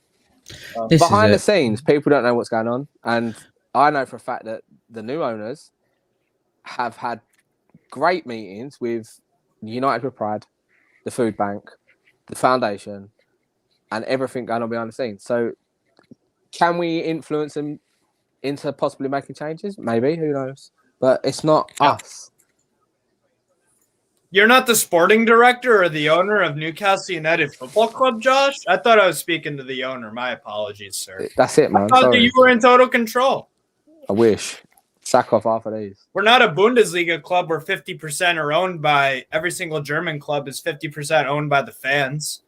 We're not that, so we don't have as much of a say. What we are, we're shit. Yeah. That's what we are. Yeah. It kind of feels that way, doesn't it, Richard? To be fair, like that might be the best option, unfortunately. I'll take it. Yeah. Go on, win it. Show something, man. Nick, it's a tough one. I do feel like it's going to be a long rebuilding process. I think because there's been, I think Aston Villa are a perfect example. Yeah. They've spent around 300 million over the last 4 seasons, and it looks like they could potentially, and it looked like they bought well, but it looks like they could be potentially in the relegation zone as well. So I hope so. It's a difficult one, mate. It's a really difficult one. I think 5 years minimum. Villa are also and that's a good comparison, Carl, because Villa are probably on the same tier of a big club as us. I would say. Yeah. I would say that's not. I'm not trying to make us be small. That's just my opinion. Us and Villa and Everton.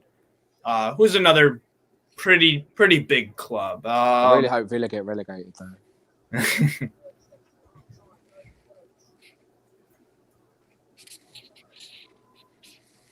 Why are we so soft? I love Indian food, Lennon. Just I'm to very make it picky, so I don't like Indian food. If it's not pizza or tacos or bagels, Whoa, hold on. no. How is that Saudi Gaza bloke sitting behind Eddie Howe?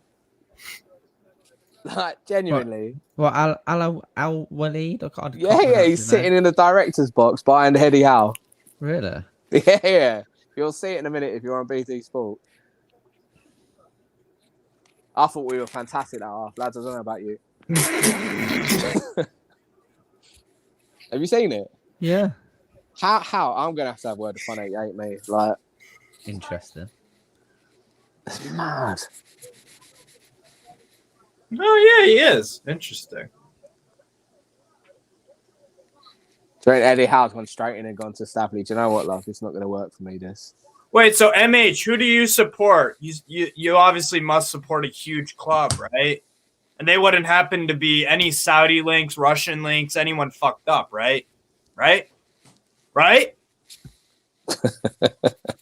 Fucking pleb.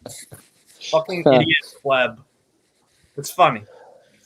It's funny. I think there was He's going to talks of turn him around and having to support take Man United, isn't he? Yeah, I think there was talks of him having to take a step back in terms of roles. To be honest, not necessarily a director of football, but nothing to do with the immediate coaching staff. I think.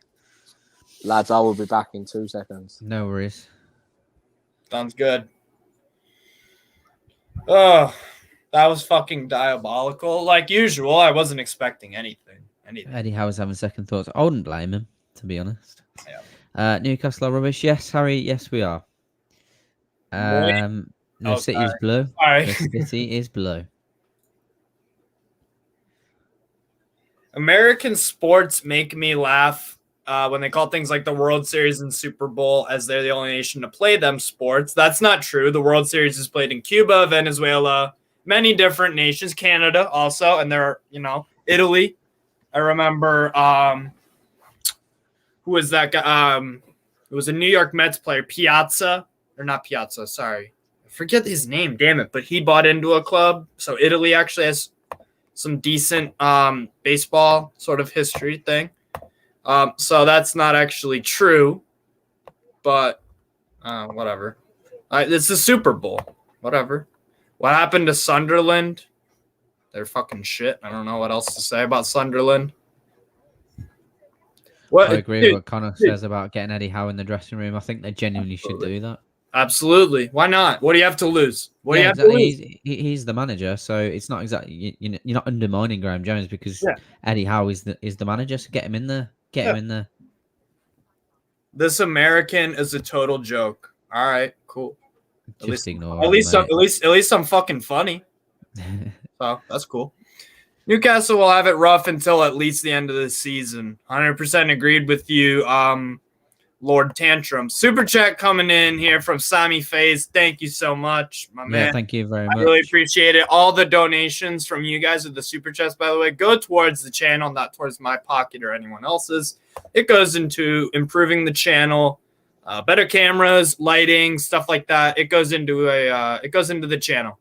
So thank you very much. And he says, the next transfer window, what do you like for 6 big names or 11 mediocre players? So I think what he's trying to say is, would you rather sign 6 big names or a new starting 11? Starting 11 with some mediocre players. So basically quality versus quantity. Yeah, I think it's a difficult one because we know that Eddie Howe has worked wonders with lesser players, and I mean that very respectfully. So I'd be happy with either or, to be honest. I know that's sitting on the fence. Give me 11 mediocre players because this is a rebuild and we need depth. Darlow, We need Kraft, depth. Lascelles. Eddie Howe didn't need 6 big names to do what he did with Bournemouth. That's also my other reason why I'd go 11 mediocre. Don't set the expectation and the bar above too high. Because imagine if we got someone like Pogba. Now, all the pressure would be on him. And you think he gets a lot of criticism from the media now, and he's not even the worst player on the pitch for Man United? That's only Graeme Jones. Just imagine Paul Pogba getting criticized for getting us relegated if that happened, let's say. Just imagine the criticism and the stuff that he'd be subjected. Horrible. I wouldn't do that if I were Pogba because just too much pressure on him. Tom Conway, USA. USA footy fans are hardcore, so respect, bro. Thank you very much. That is very true, by the way. Very true. Just out of interest, did MH let us know which football team he supported? Brighton. Oh, mate. But I think he's trolling. I think he's just saying that, to be honest. He's definitely a Man United fan. Yeah, definitely. 100%. He's Graeme wearing Jones red now. occurs. Yeah, the Graeme Jones thing, it's just because he's still setting up the same way that Steve Bruce does. And, people talk about that it's still the same players. It is. But we've already had managers that say that they're set up to go out and win the game, not set up to not lose the game, which is what we've done for the last 3 years, and it's not worked. So why would it work? Like, why continue to do it? The thing you got to ask other fans is, would they accept what we're watching? No, of course they wouldn't. Would they accept this level of shite that we watch week in, week out, yet we're expected to just enjoy it? Yeah. Oh, be grateful, lads. You bottom of the fucking table. Don't worry about it, Yeah. though. You're in the Premier Josh, League. what was your opinion on this? I don't think you were here for this, but Sammy sent us a super chat. The next January transfer window, should we go for 6 big names or 11 mediocre players? So basically, quantity versus quality. I'm on the side of quantity. I'm just going to jump out to get a drink. Bring Andrew in. Yes. Guys, you all right? Hello, fella. What's going on, Andy? Wow. We're bottom of the league, and Brighton have had 50% of our possession in the first 38 minutes in 2.5 minutes. We had 96 passes in 37 minutes. They had 48 in 2.5. Awful. What is going on here, like? No, we're making Brighton look like Liverpool. That's the problem. We're terrible. And so what do Andy and Josh, what do you guys think? Would you rather sign 6 big names in January or do basically a brand new starting 11? Squad overhaul all day long. I agree. Strength in numbers for me, because that's what it's going to be about. 11 good squad players in this team. We need a marquee signing, yes. We need to make some sort of impact where we sign someone who is a marquee signing, a Van der Beek, a Lingard, someone like that. But we need 11 good players. Right. Personally, I think you've just got to look at the weaknesses in the team and look what you can get. That's better than what you've got. Whether that be 3, 4, or 7. You don't want to bring 11 in at once. That's just going to throw the whole squad all over the place. Mm-hmm. But we need 2 wing backs straight away. We need a centre half because Lascelles. Do you know what it is? Captain or not. 3 times today he's been shouted time. Yeah, and he's headed the ball out. That time when everyone in the Amex Stadium heard time, they said from Lascelles and he's headed and give the ball straight back to Brighton. For me, he's captain. He's got it. If your teammates shouting time, you've got to trust your teammates. Otherwise, they don't trust your captain. Mm-hmm. Trust your teammate. Bring the ball down and play out. Shelby's in the team to try and get the ball. He may as well not be in the team because what we need him for in this game, he's not able to do. The way the game's going, he's not able to do it. So there's no drive. For me, you've got to bring a bit of energy, and Willock's got to come on. Yeah, in this team that's out there now, there's no drive. There's no captain on the pitch. Lascelles isn't driving this team forward. He's been awful. Yeah, but there's no voice out there that's driving the team forward, and you'd expect it from Matt Ritchie. But I'd take him off the pitch, and put Lewis on. Have a bit of youth that's going to get up and down that wing and actually put a cross in the box. Yeah, I agree. So Josh, you would take the 6 big names over 11 mediocre. So basically, you'd pick quality. No, I'd build the squad. I wouldn't take the 6 big names. I'd build the squad. 11 mediocre, okay. And Andy, you would go 6 big names though. No, I'd just go for 6 better players than what we have, whether that be a big name or not. As long as they're better than what we've got, mate, it doesn't matter what the name is. You can get it. You can go and get a Coutinho if you want to go and get a Coutinho. What's he But going to do in is this he the team, type of player that you won in a relegation battle? Nope. Yes, possibly, because he might have 3 good games and score 2 in the world, but not be able to give you what Coutinho does. So you've got to think: is Eddie Howe going to be able to get enough out of Coutinho? Is Coutinho going to look at Eddie Howe and go, "Yes, I want to play for you"? That's if you're going to go and try and sign a marquee player, that is my concern. Right. I want Eddie Howe to go out and buy players that are going to make this team better. I don't care who it is. I'll take Steve Cook tomorrow. If Steve Cook's going to come in and do a better job than Jamal Lascelles, get him in the door. We need to stay in this division to push on next season. There's no point being the richest club in the world in the championship. We need players that are going to come in now, compete, and make us better. Absolutely. Where do you stand, Connor? Welcome to the little halftime fan forum.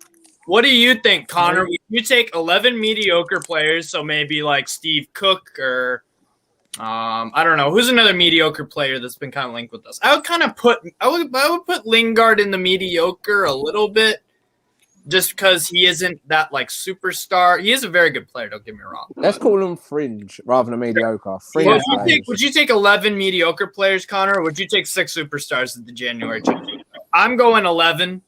I think the problem with January is always that getting one superstar is difficult enough, because it's a hard window, not just for us, but even you look at the likes of Man City, for example, they clearly are going to be in the market for a striker in January. That's tough. And we're also in that kind of market as well, looking for a striker. So I think you have to kind of take more fringe players or look at different markets that you can attract, which I don't think is a bad thing. I think Neither. You look at market. I will always flog the Scottish market. I think we've got a lot of talented players up here. Absolutely. Could you get an Alfredo Morelos in January? Yes. With the right money, I think he would. He'd be suspended most of February, though, wouldn't he? Well, he did have those issues. He did have those issues, but he has since quelled them. He's not had a red card all season. He's not had one since. Probably the derby against Celtic. Yeah. Which in that derby, he's not the only one who'll get red cards. But I think whatever happens. We talk about January, and the problem is you can be cut adrift by then. We need points on the board now, and the run of fixtures we've got coming up ain't getting easier. In a couple of weeks' time, we're off to the Emirates shortly after the international break, which is just another game that fills you with dread. So I think we have to seriously look at what we've got, and I think Eddie Howe will do that and see if he can maximise that. If there's players on the fringes of Newcastle that he can bring in straight away, maybe couple of players in there, the 23s, that might be worth just having a look at. He may do that. But Elliot Anderson. Yeah, absolutely. Get him straight back into the squad. I think if we could get Matty back for Aberdeen, because he's been doing nothing, he's not even getting a game there. Is it Dylan Stevenson as well, the striker that's just scoring for fun? Yeah. So, we've got some options there, but I think in January we'll probably spend probably only about 40 or 50 million and get some good players in, half decent ones, some loan players that you can get in with an option to buy in the summer. I think guys like Jesse Lingard are definitely up there as options, but God knows it has to change, because that's not good enough. And I think in January, priority number one has to be get a centre back there, because defending is dreadful. And Kieran Clark today, I don't even know what he's thinking there. It's a clear penalty. You can't argue it. He's literally just, I don't know, had a rush of blood to the head or something, or he's just, He's a yard off the pace, isn't he? He's just too slow for this. He doesn't have to championship defence. He doesn't even have to do it. There's about 4 other Newcastle players there. The touch is heavy anyway, so he's going nowhere. Just don't bring him down. I think there's a lot of work to do, and I wonder if Eddie Howe's watching this today thinking this is an even bigger job than I maybe thought it was going to be. Yeah. Jonathan David, Magpie. Jonathan David from Lille, 100% on board with that fantastic player. watched him today. He didn't have his best game, but I absolutely love Jonathan David. Very talented player. Canadian kid, and he's quick, Yeah, powerful. Canadian. Yeah, him and Tim Weah at Lille have been very well at that strike partnership, 2 up top, and then Yilmaz also. I really, really like Jonathan David, and he's been scoring a lot of goals this year. So I don't know about you guys, but a lot of people are going to say we've got to do a business early to maximise the potential of the games in January. So if we can spend the money early in the window, then them players have more of a chance to make an impact. But I think it's also got to be senses. There's got to be players on the list that they definitely want. Then there's going to be players where they're going to sit and wait throughout the window and think, can we go and get this player? Is it possible? Because other clubs are going to do business. Tottenham are going to do business, I would imagine, with new manager coming in. Solskjaer might not be at Man United by that time. You've got to think, if they're going to, like, if a midfielder comes into Man United's team because they need a midfielder, the price that you're going to pay for Danny Van der Beek on the 4th of January might be XY said amount. If they've already done some business and spent some money, you may be able to go in and get that player and add something else as well, because the price will not be the same if they've just forked out 40 million, 50 million for a midfielder. Absolutely. Yeah. We need to do it wisely as well. We need to be really clever with it. It's a massive opportunity for Howe to cement our place in the league, and that's what it's about now. It's not about, we're not going to win anything this season, but we need to make sure we finish high enough that we stay in this league. That's the main thing for them now. It's not about Is the match back on, is it? Because it's just about to kick off, Just about to, yeah. So do you throw all your eggs in one basket then and just... I'm going to catch you in a bit, lads, all right? In a bit, pal. You'll have a 2-year-old screaming. Okay? Take care, boys. Thank you. All right. Yeah, second half's about to start. Where's Carl at, man? Looks like he's just taking a minute, but Connor will have you on for a few more minutes. But what do we need to do in the second half, guys, to actually win this game? Or actually, no, let's start basics, man. Just get a point. We need to play football. Yeah. Not be shit. Bear in mind, in the last 8 games we've played Brighton in the Premier League, we've scored 1 goal. We need to double that to win this game. The only goal that ever counted against Brighton was that Mo Diarmi screamer. No one cares about the rest. Yeah. No, that's true. The best goal I've ever seen in real life, that Mo Diarmi goal. It's a peach. In terms of real life goals, that's probably as special as you're likely to see for a Newcastle player. Certainly this season, anyway. I don't think we'll see any. Yeah. Well, having said that, Callum Wilson's wasn't too bad against Crystal Palace, was it? The overhead kick. That was awesome. That's fucking awesome. Yeah. Not Patrick and Diarmi goal. All right, Connor, we'll have you on at the end if you want, but thanks again for talking with us. We really appreciate it. Take care, man. Not a problem, lads. I would say in a bit, mate. I'll try. See ya. Oh, fuck me. We need goals. We need them now. We need to get the ball, man, let alone goals. Yep. Let's see if we can get 5 passes together and then work on the goal situation. Oh, we had 1 shot that was offside.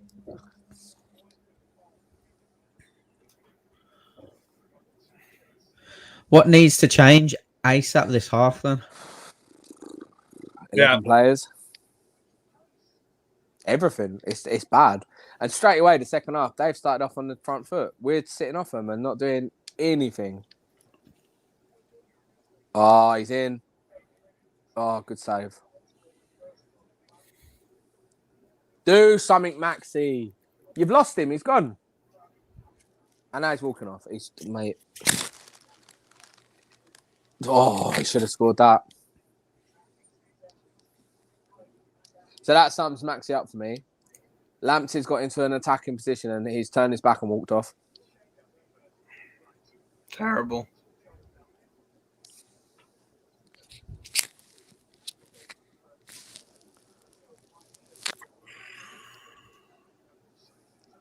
Fucking hell, man. That should be 2-0. That's a poor header.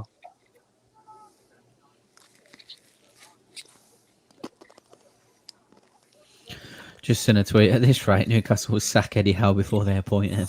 Oh, I do love Twitter. Twitter's amazing. Tweet. The pure rift in Newcastle fans is just incredible. When all we want is the same thing. Yeah. Every single Newcastle fan wants the same thing. They want us to be successful. They want us to be good. Can we not just agree on it?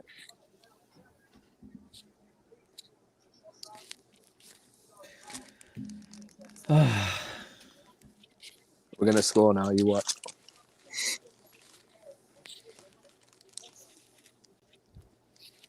Got Voldemort and Murphy standing over a free kick.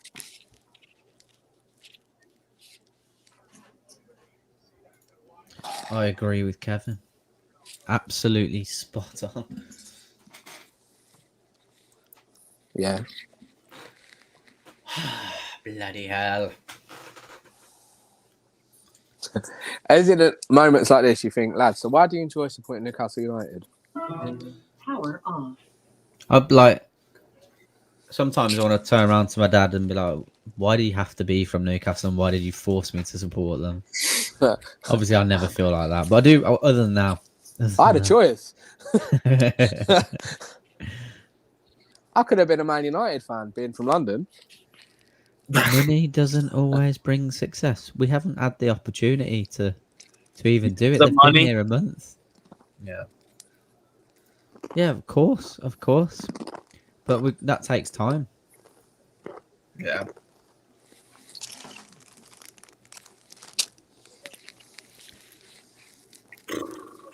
I didn't have a choice at all.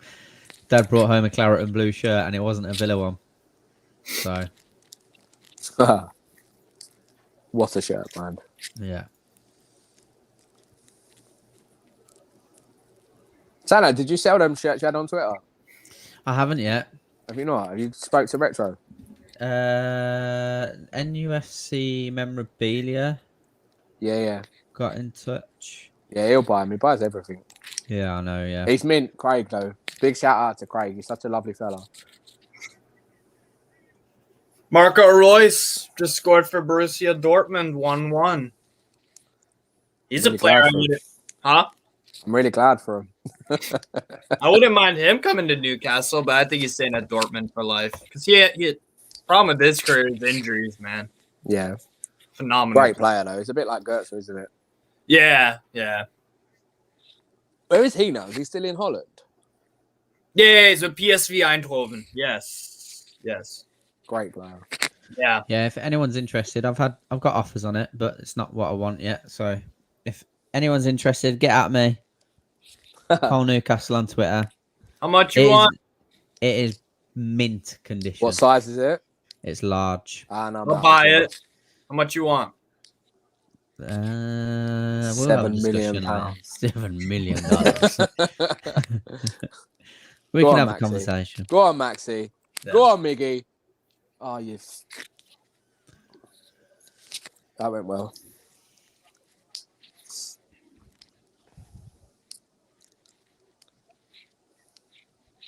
I sold a couple of shirts recently to one of my friends, and I really regret it because I've seen what they're going for online, and I want them back. Not to sell them, just I didn't want to sell them in the first place, really. Yeah. But he was really like, he wanted them, and I just felt like, you know what, you can have them. Well, there was I don't know if you remember as well, like the all white Adidas sweatshirt, and it was the written Adidas. Like that's going for like stupid money. And I found the black one the other day, which I wore earlier. Like it's a small, but a really baggy small, so it just about fits me. Take them over there. But yeah, just finding loads and loads of stuff at my mum and dad's. Nice. So I need to get into my mum and dad's loft because I know there's loads of shirts there. Yeah. I mean, they don't fit me anymore, but I'm willing to trade them for ones that do fit me. Yeah. Go on, Cal. Oh, that was poor. It's just such a big market at the minute, the shirts. It's crazy, Like, isn't it? they were going insane anyway before the takeover, but since that's happened, they've skyrocketed. My Steve Watson my '97 Newcastle home shirt. I love that shirt. It's got the Champions League Is that patch. the central one? Yeah. Yeah. What a shirt. I bought that before. I bought that in the summer for like $250. So I don't know how many pounds that is. I wouldn't be surprised if I double that because it's authentic. It's a real shirt and it's got the Champions League patch too. Yeah. I saw a Tino one sell for 250 like sterling a few weeks ago. I think Brighton has just scored, you know. No, it's still 1-0. Is it? All right. Robbie, Isaac Hayden's just got a kick in the bollocks. The little one is absolutely wonderful. Thank you, mate. Isaac The shirt just still behind you there, Steve, is the one.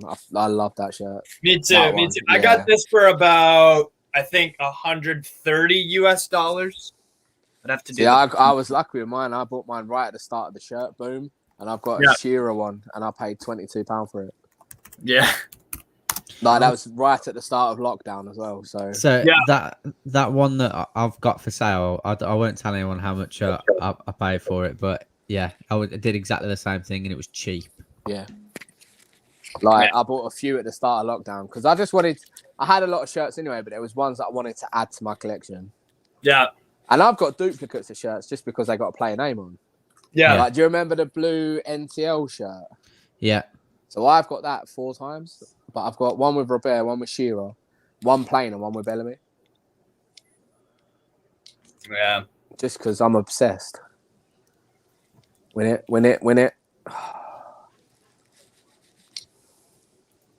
My most recent Newcastle, I got this from Ukraine. This I forget. Is this 2017-18 away shirt or third?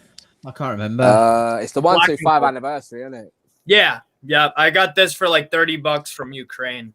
Oh, that's a bargain. Nice. It's got Premier League patches too. It's nice. I really like it. Is it legit? Yeah. They'll go for a fortune soon, them, you know, especially the 125 ones. Yeah. Oh, he's in. Nah, he's messed it up. Richie just got blazed for pace then.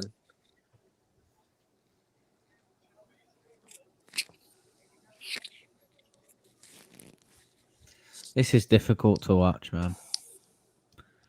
I'd rather talk about shirts, to be honest. Oh no.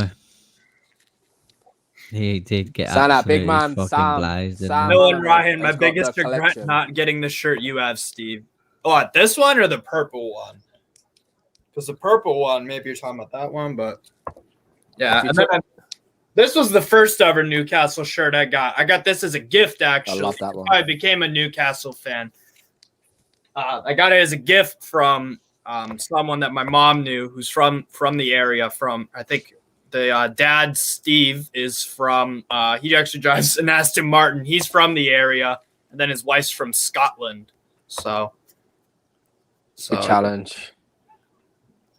Then I have the purple Northern Rock Newcastle shirt. That's another one I have. I like about that, to be fair. And then I got this one. It's a little beat up, the front, but I forget. Is this 0506 away? Training, that's a training shirt, that one, you know. Really? Yeah. Oh, it is. Oh, shit. I'll tell you who's got the best collection I've ever seen. Huh. Apart from Retro and UFC, is Sam Mulliner from our channel. Well, he has every single one of them. Every single one. What a collection he has got. Yeah. Right, do something. Oh. Again, I'm just going to reiterate. I don't know why I thought this was a match. I don't know why I thought the one I just showed you was a. Because it's a lot of similar shirts to back the then look the same. Yeah, that's similar to one of the away ones. Like that do you remember circuit. It was like with the dark blue stripes. and slightly lighter Gold? blue. That one. Yeah. Oh, okay. It literally looks exactly like that shirt, Steve. To be fair, that training top. Okay. It's a nice shirt though. Yeah. Our training gear's always been better than the actual match shirts. Yeah. I've got one of the drill jackets from '96, and it's like the sexiest bit of merch I've got. Good ball. Oh, good ball, Miggy. Miggy Craft.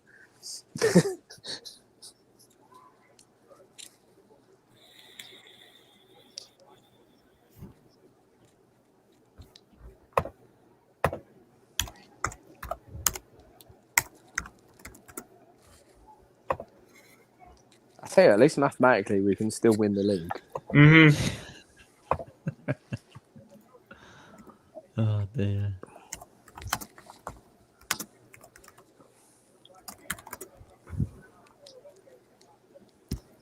On a brighter note, the only win Newcastle have got this season is Newcastle Fans TV beating Sunderland Fans TV.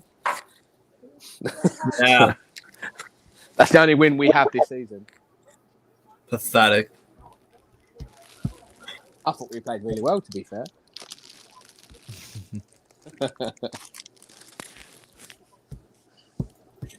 Mr. Lawler in goal having an absolute blinder. Irish guy from HITC Sport. Oh, yeah. mate, don't. He does not pass the ball. Honestly. Carl, you're laughing if you were there. Woof. I'd have sat there quiet. You would have, yeah. Like we did. Yeah. Like, he's a great lad. He's a great lad. He's really nice, but oh, mate, I don't want to play football with him again. Oh, I love it. Poor pass, Maxi. Come on, man. He's had a terrible start to the season, hasn't he? Yeah. Come here, then. I think what's frustrating is that fans that like powers of mine that are obviously not Newcastle fans. Go on. just basically, when he's good, they'll give you praise about him, but the majority of the time now they're just like he's a poor man's Adama Traore, and I'm just like, Traore is a poor man's everything. He's got nothing. No. frustrating. ASM is like a poor. You have to compare. I would say compared to a French player, obviously that makes sense. I would say he's like a poor man's. I don't know, Kingsley Coman type. yeah. You can't compare him to Traore because Traore's the same. He's got no end product. Exactly. Maxi can't play as a right wing back. Mm. Traore can. What? Sorry. Maxi can't play 90% of the time. Yeah. But it's just playing him up top. It doesn't work. Oh, Sanchez was dicking He's around with absolutely the ball. Oh my god. Bust the gut to get back there, though. I'll give him that. Yeah. I'm just hoping he does something in this game. He needs to make a change now. Half hour left. He needs to make a change. Who do you bring on personally? Yourselves? Who's on the bench? Joe Linton? Yeah. Fraser. Fraser? No, I wouldn't bring him on. I'd bring Joe Linton on every single game over Fraser. I just want to know why they say Newcastle is a big club and want a comparison with Brighton. Big clubs are compared on history. We've got a great history. 9th most trophies in English history, if I'm not mistaken. You are not mistaken. Yeah. We haven't won one since 1965. 55. No, 65? Wasn't it the Interfairs Cup or something? 55. 55. Uh-huh. Yeah. And we still have the We're a 9th. big club because we're fucking massive, all right? That's all it comes down to. We're the richest club in the fucking world, son. We're rich as fuck. We're rich as fuck. I'm still trying to get the one. We might be rich, but we're fucking shit. We might be rich, but we're fucking shit. Oh. I just want February. Like, let's see what Howe can do in the transfer window. Yeah. And then compare it. If we're still this bad after then all right, Fez. At least we've had a crack at spending some of our money. Yeah. He's bringing Mapai on. Mapai? Yeah, Neil Malpai. Yeah. He's a right little shit, him. It's like the French Alfredo Morelos. He'll wind you. You don't want to play against him, but you'd love to have him on your team. I tell you what, I'd love a Lewis Dunk, me. If we were going to take a player from Brighton, Lewis Dunk. Me too. Shit, there are a few players I'd take from Brighton. Lamptey. Cucurella. Very Who's good. number 8? Is it Basuma. Basuma? He's class. Go on, Hayden. Go on, Isaac. Oh. Go on. MH, your comments are killing me, man. No history since the 60s. Do your fucking research, bro. Do your fucking research. Because you look like a fucking bell end. You look like a fucking idiot. Damn. Why is he watching the stream? That's what cracks me. Why is he watching the Just stream? saying, an American knows more about Newcastle history since the 60s than you do. So that's pretty fucking embarrassing. I'm assuming he's an English guy or whatever. Well, you're less educated about Newcastle than I am. So that's pretty fucking embarrassing considering it's like the 5th sport. Good challenge. Go on. So Shy. get fucked, MH. Get fucked. I don't know what else to say. I just realized, Josh, I because I've been swearing and, you know, speaking my mind, let's say. But and I'm like, oh Jesus, he has his kid around. But then I'm like, earbuds. Yeah. I'm like, oh God, I haven't taught your son a new diction. No. Do you know what? He's got a season ticket. He's used to it. Okay. Yeah. The bloke that sits next to us at the match, and bless him, he apologises every game. But yeah, he's got a mouth like train. It's disgusting. Like, I swear, but Jesus Lord. No, he's paragraphed in it. He's been going to the football long enough now. 7 years old. He's had a season ticket for 2 years. Sam with the interesting question: do you use the term bell end in the USA? No, and whenever I say that to anyone, they're like, "What are you fucking talking about?" And I'm just like, "Good. I just called you a dickhead, and you don't even know." This is how good the match is. Yep. Again, for the 3rd fucking time today. No history. How's the recovery going? Lines. Say that again, sorry, mate. How's the recovery going? Yeah, not too bad. I got my second operation on the 30th, though, so it's pretty I'm a little pointless. bit disappointed you're not going to get your face beaten in. I'll be honest. Well, I will. It'll just be in April, not at the end of this month. So, yeah, my fight's been moved back to April. Will it be against a new opponent, this one, yeah? Yeah.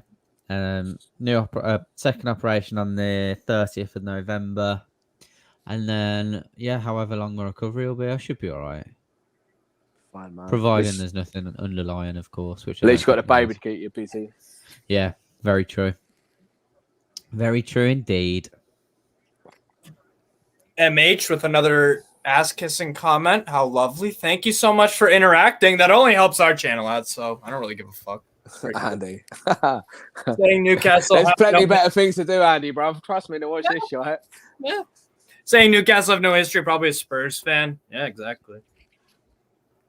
It's not like we beat Juventus 1-0 in the Champions League, or we beat Barcelona 3-2 with the.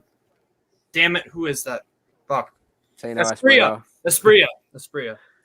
hat trick. It's not like we finished second, and in the 90s. Talk about that Andy Griffin wonder goal against Juventus, though. Like, yeah. So there's no history past the 60s, though, guys. That never happened. Go on, Maxie. Whip it in. Yes! Get in! We fucking scored. Fucking get in! Oh, I haven't seen it yet. Super Isaac Hayden. Fucking get in! So whenever this happens, There's because I'm nothing behind in offside. the stream, I psychologically convince myself that you're just fucking with me. Because A, it's hard to believe that Newcastle have scored a goal. You'll have a second reaction in a minute. Get in! Drops down. Great finish from Isaac Hayden, to be in. fair. The half volley. You see Bottom it? left-hand corner. Headed back in from Kieran Clark, I think it was. He's redeemed himself with that. What a finish. Yeah. Great finish from Isaac Hayden. Boss, no one. that's why he's my best pal. He's actually not. Disclaimer, he's not. But You're saying Isaac Hayden scored on a volley? boom. Half volley. I'll believe it when I see it. He definitely did, I promise you. We're coming. We're coming for you. it! Yes! Manchester City, we're coming for you. I believe MH said he was a Brighton fan. Yes! MH, hi, where mate. you at, dickhead? Hi, Where you at? MH. You right, bruv? No history, but Isaac Hayden. Fuck yeah. MH, I hope you're still active in the chat. You little 1-1, bitch. motherfucker. You little bitch. I need to stop. This is a family channel. I'm so sorry. I don't care. I can't be involved in this, I'm a mental health advocate for the club. Oh, God, that's terrible. You little bitch. I'll be good. I'll be good. Not like now. MH gives a fuck about our mental health, so why should we really, eye for an eye? He should, Little man. bitch. 'Cause mental health is massive. No, it is. It is. And the work we do at the club with the Be a Game Changer campaign is huge. Yeah. Of course. I will. Actually, I need a word with you. Any personal insults? Carl, I need to chat with you at some point this that week, is absolutely actually, fine. because it's that time of year again. Yes, it is, mate. It is. Oh God, there's some comments in here. You know. Go on, hoy him on. No, I can't. Some of them are a bit abusive towards MH. So. I know, leave it then. Leave it. Look, allow MH, man. He's having a bit of banter. Yeah. His banter's dry. His Yeah. banter's soft. He hasn't got a leg to stand on. Just allow him. We got Dylan in the background, absolutely loving life. Go on, son. Man like Dylan. Puts us a step closer to the league title. Thank you, Andy Buckingham, 199 super sticker. Thank you so much, man. Thank you Big so up, Andy. Gary, I'm not going to tell you to not abuse MH or to. I am. Don't abuse him. Don't abuse him. Do you know the Don't best thing abuse to him. do instead of abusing MH is like the video. Yeah, Like don't the- abuse Give him. us a like. If you're not subscribed, give us a subscription. Oh, it's just got booked. Don't abuse him. John Joe Yeah, Shelby. Andy, thank you very much. Thank you very much indeed, mate. Really appreciate that. Oh yeah, all right, fair. John Joe Shelby's just been booked there. Poor Hope you go challenge down by from Voldemort. Liverpool. Well, I look forward to winning the Premier League instead of you in the next 10 years. At least put love Yeah. up. It's nice of him. Yeah, that's true. Dipped into any bins lately?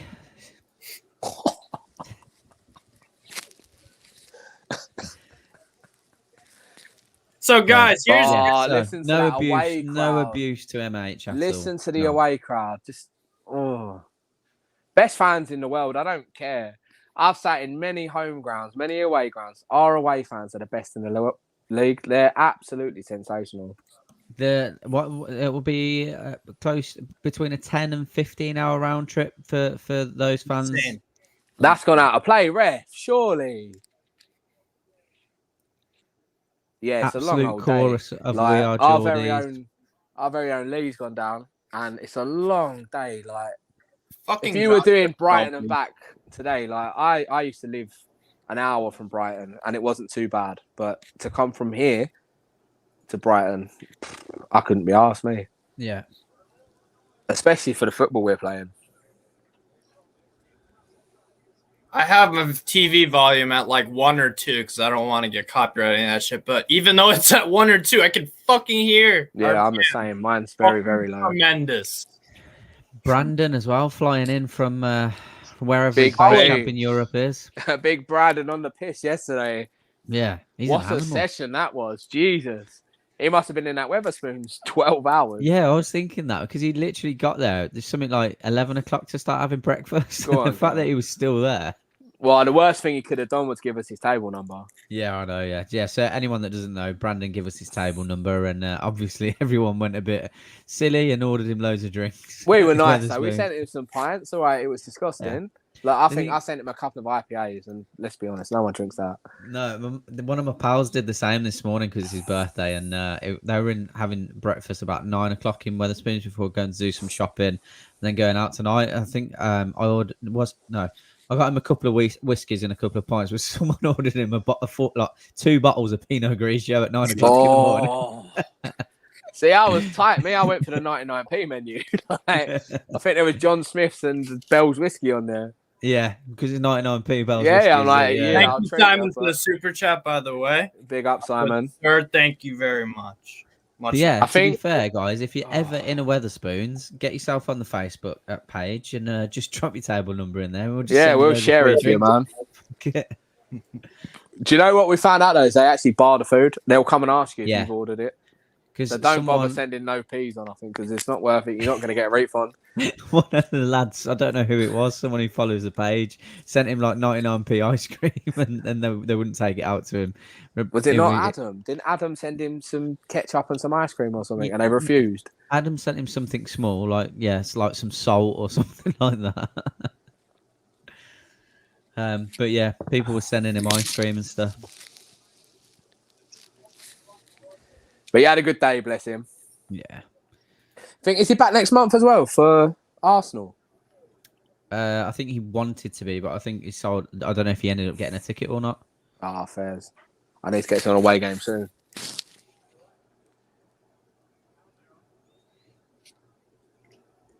Newcastle should How's he booked summer in for that? Newcastle in the summer should come to the States so I can catch a game. That'd be fucking cool. I I think that would I've seen Chelsea play the Revs 2 years ago Yeah. at Gillette Stadium, home of the New England Patriots. Here he comes, big J7. I think this is a good substitution. Be interesting to see who he takes off though. Yeah. Don't get this. Why is he taking Miggy off? So is he putting him out on the right? Who's that sitting next to Eddie Howe? When it pops up on yours, who is that sitting next to Eddie Howe? Because I'm not sure. But he's conversing with him a lot. Iron Maid Rhino. Thanks for the compliment, the kind words. Great stream. Cheers, dude. Been a long time since they were over Go here. on, J7. Summer. It has been, Jay. It's been a while since Newcastle played in the U.S.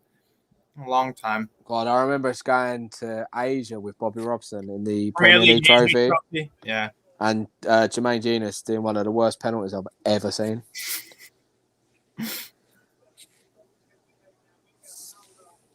What, did he like sky it?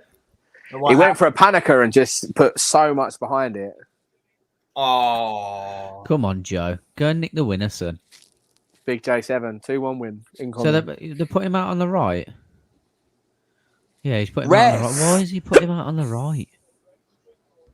Oh, hallelujah. He's actually booking a Brighton player. Knows the least, talks the most, typical American. That's me, motherfucker. Yeah. MH, bro. Look, listen. Who do you support? And if you're going to keep giving us rubbish messages, I'll be nice. Rubbish messages. Just go and watch something else, bro. Strictly Come Dancing on soon. Like, don't have a dinks. Have a can, chill out, watch us play terribly, and enjoy yourself. I agree. You little bitch. I'm joking. I'm just pissing about. You are pissing about. Little fun fact. My area manager at work, son, actually plays at Brighton. Wow. And that's as much as I'm going to comment. Would love to see Newcastle play here in the States, coming from a Newcastle fan from the US. Hey, another American. Let's fucking go. Actually, one of my best pals lives out there. Mm-hmm. And he's like a huge Newcastle fan. Yeah? SoCal Geordie on Twitter. Yeah, San Diego. Yeah, he lives in San Diego, Mint California. lad. Top lad. Yeah. Absolutely. It's Jason Tyndall. Is that who it is? Yeah. Is that the one we're trying to get from Sheffield United then? Maybe. I don't know. Well, surely if he's there, then hello. Yeah, it's done, isn't it? Man's got a tan as well. I don't know where he's getting that from. He's a good-looking guy. Like, living in Sheffield. Woof. I want to know his little beauty regimes. Yeah. Because I am pasty. I've lived in the northeast too long. I've gone backwards. I'm like an Irish potato farmer now.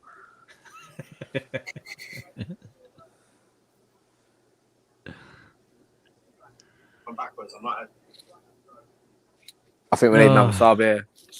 Who do you bring on here? Who is left on the bench? I've not actually seen the bench, I'll be honest. Let me grab it.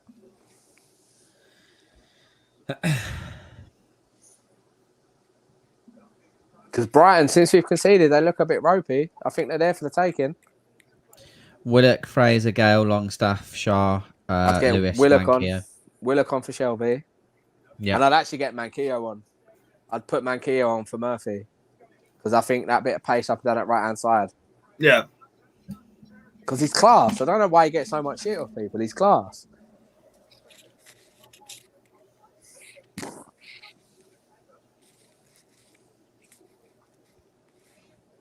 I don't get the big Murphy loving myself. Say that again, sorry, mate. I don't get the big Murphy loving. I don't see it. It's just I don't like him at wing back at all. Yeah, me either. He's just like Matt Ritchie. He shouldn't be a wingback. I don't think Matt Ritchie should be near the team. Yeah. Do you know what? I'm saying it. I love him. I like his passion. I like what he brings in terms of conversation and way he dictates the team and the play. But is he a left back? No. Is he a left wing back? No. Is he better than Lewis? No. It'd be interesting to see Go what on, Eddie Howe Joe. does with him. I think he'll draw. I think he'll drop him. I think he'll bring Lewis in. Because you think when he was at Bournemouth, he was playing right midfield, wasn't he? Yeah. And he's not going to put him there. I can't wait to see Miggy under Howe. Yeah, he's the That's one a for 10. me as well. 10. Yep. Like, I love Miggy. I think he's fantastic. And I think under a good manager like Rafa, he'll thrive for this club. Yeah. Do you think we've got it in us to nick a goal? I think Brighton are there for the taking right now. They haven't looked great second half, have they at all? That's a good ball. Go on. Ref, are you serious there? Shelby's just knocked in one of them delicious... I know it's handball, fair enough. One of those delicious outside of the footballs. And I thought Wilson had caught it bang on his chest, but he had spun up and hit his arm. So fair enough, I was wrong. But it was a great ball. Oh, yeah, it's unlucky that. Very unlucky. Callum giving the ref the F word. As he should, man. That's what you want to see. Remember when Shearer used to give the ref shit? Like, Jesus. All the time. I'll be glad to see this coaching team gone. Same. Like entire. I don't know why we've kept any of them. They're literally just the last remnants of that the last 3 years. Just get them out.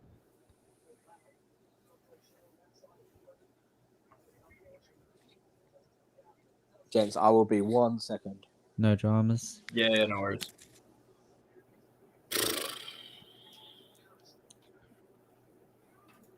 Gonna be fucking pissed if we give up if we let them win if they get a goal. Gonna be fucking pissed. I think we could be all right. They've not looked very I'll touch in wood because I don't want to jinx it, but they've not looked very threatening the second half, or certainly the last stage of the second half. Yeah, it's been a little bit of a drop off, but yeah, Graham Potter won't be happy with the point either. No, definitely not. So he'll want his team to go all out for it.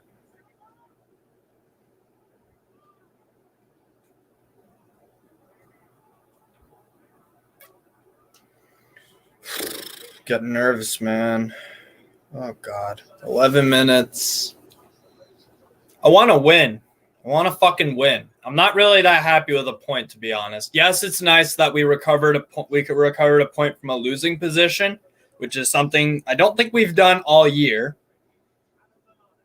No, we haven't. But I think it was something like 1 in the last 25 games. I thought something crazy. yeah, so...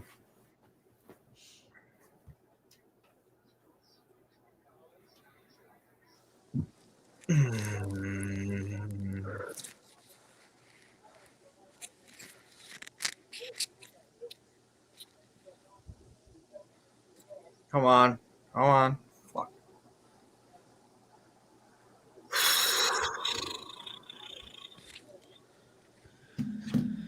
Stop. There you go, Joe Langton. Track your fucking man. There you go. Big Jason, man. I saw a lot of talk actually about Dele Alli coming in. I don't know what you think about that. Why not? Why not? I liked him for a while. I think the only thing that worried me about him was his attitude in training when Mourinho was there from that All or Nothing documentary with Spurs. Yeah. But you get that with everyone, and I still think he'd be a massive upgrade on what we've got in the middle. Definitely. First few months of Mourinho, he was fantastic as well. Yeah. Europa League especially. Yeah. Say what you want about Europa League, but there are still good teams, and they're not. You don't play them week. Go on, Joe. You don't know who you're coming up against. Yep. Oh, unlucky, mate. Thank you very much, Twin, for the donation. Appreciate it. We've gotten three super chats or super stickers. So much appreciated, guys. That's because lots of people saying that Dele Alli's attitude stinks, which I understand. Ryan Fraser's just as bad though. Though. There's a lot of players that attitudes have been terrible, but the quality of them. Yeah, he's a great player. He's just lazy. He's lazy, isn't he? Maybe he could spark some fire under his arse under Eddie Howe, maybe.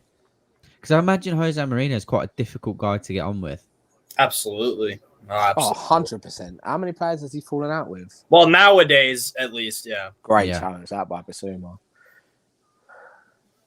Just appreciate what a great player he is, actually. Mhm. Like, he is fantastic. I never watched much of Brighton because, to be honest, I only care about us. I don't really watch a lot of other football apart from Newcastle. And that was a fantastic challenge. Like, he is a great player. That's Yeah. a very good point from Mark Gascoigne as well. Levy won't sell him to us. That's very true. Because the man is a grade A bellend. Dude. Bitter as Levy. Right. Brighton, Yeah, so bad. 559 passes to our 273. Good Lord. It's 1-1 though. Yeah. That's all that matters. Yeah, Go yeah. on, Isaac. I was just about to say after that, but it's 1-1, and Graeme won't be happy about that. So are we back up to the mighty highs of 19th now? If it stays One of my group chats has literally just put ASM has put a shift in today, and I'm going to completely disagree, and I'm going to rip him to bits after the game because ASM's been dreadful. I forgot he was playing. ASM's put a shift in. I seen him. Graeme, have you been drinking? Once. He's been horrendous.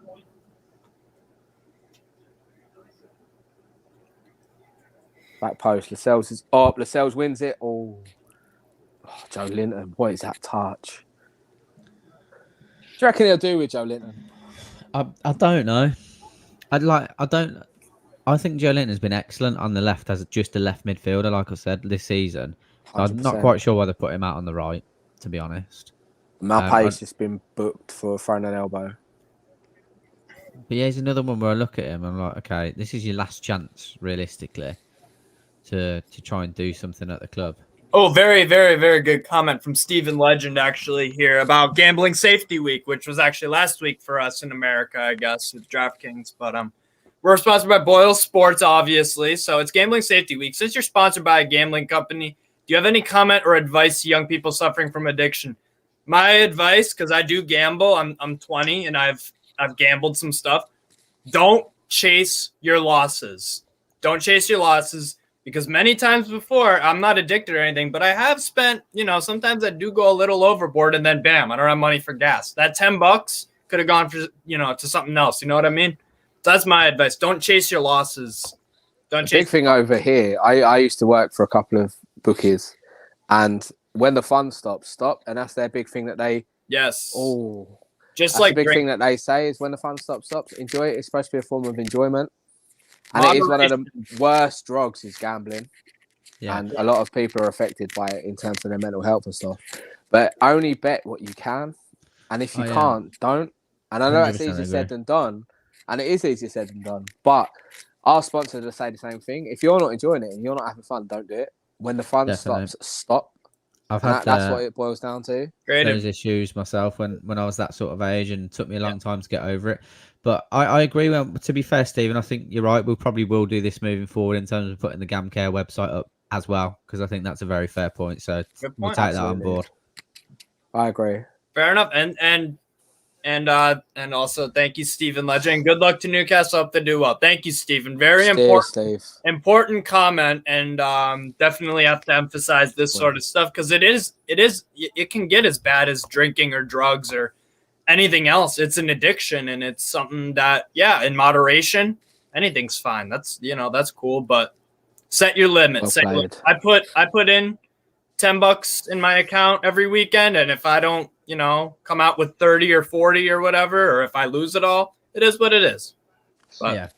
I think that's what a I penalty, found surely. Personally, was putting limits on accounts because I've still got limits on accounts now that I can't use them because I can't deposit a certain amount of money. So I think those things do help. I had to do it because I was pretty bad with it about 10, 11 years ago, to be fair.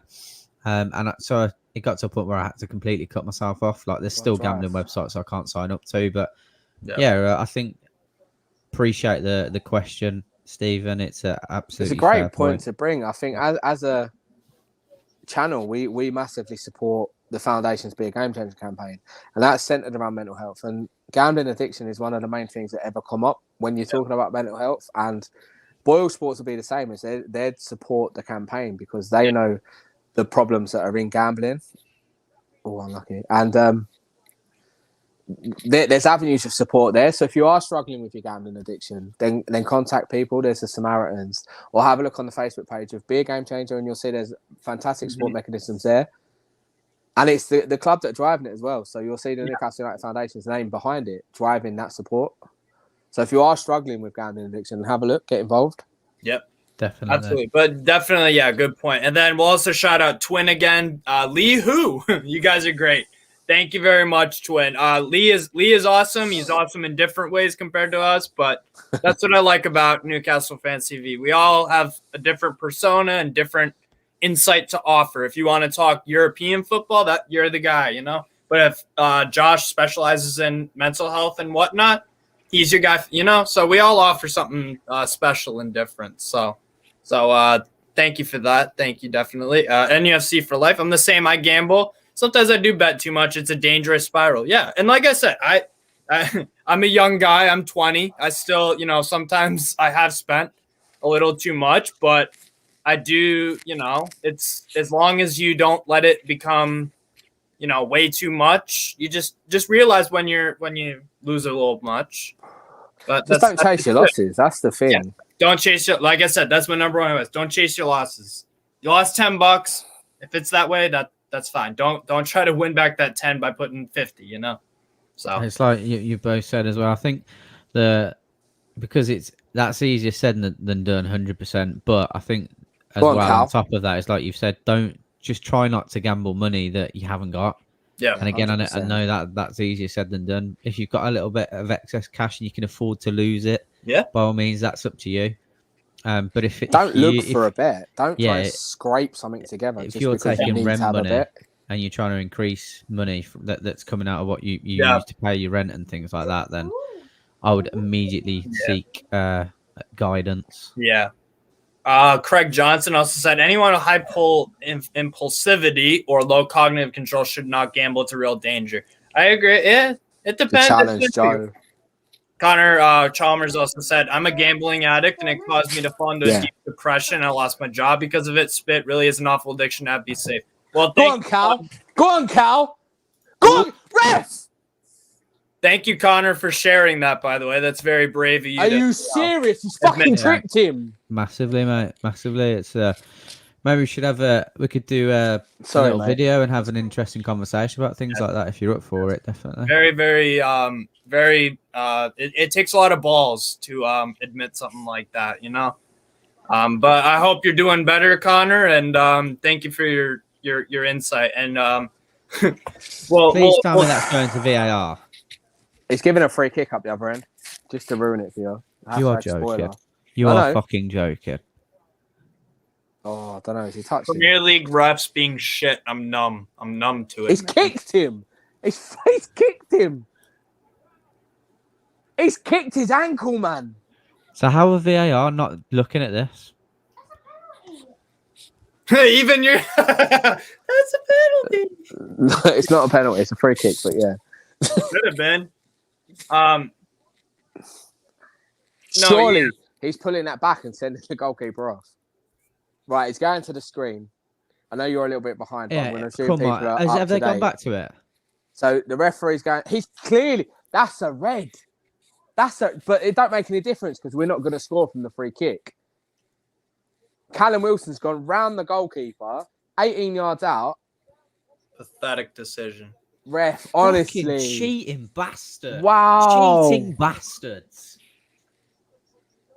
That's 2-1. That's win. That's first win of the season. Oh, man. That is surely fucking disgusting. You know what? Sending him off. The keeper's gone. You know what should be implemented into football nowadays? You know how the NFL has a challenge flag that coaches can throw? The goalkeeper's gone. It's just fucking bollocks, though, because he's fucking he's the reason we've not won the game. It's just fucking blatant cheating. Made it easier. Wow. He's away, and like you said, we're not going to score from a free kick. It's fucking bullshit, man. This is what I'm saying. He's round the keeper. He's gone. He's done. And the fact he's kicked him. Fucking disgusting. Wow.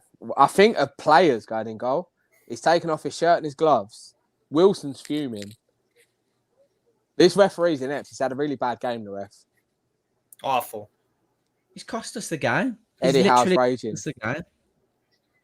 Fucking unreal fucking decision from the keeper, by the way. The crowd are buzzing for some reason. I don't know. Pathetic. Right, Lewis Dunk has got in goal. Shot on target, we win this. Surely.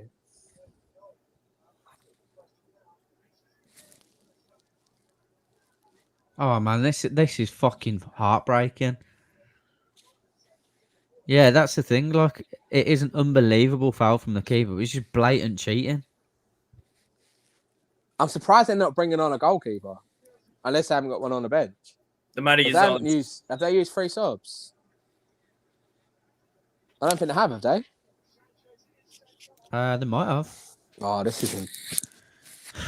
Come on, guys. 93rd minute. Surely Make we're going to something have a happen. little bit of injury time added on to the injury time. So Literally just fucking I reckon pepper we've the got goal. 4 minutes. Sanchez dunk. Surely Sanchez needs to leave the stadium, does he not? This is so Come on, fucking lads. frustrating.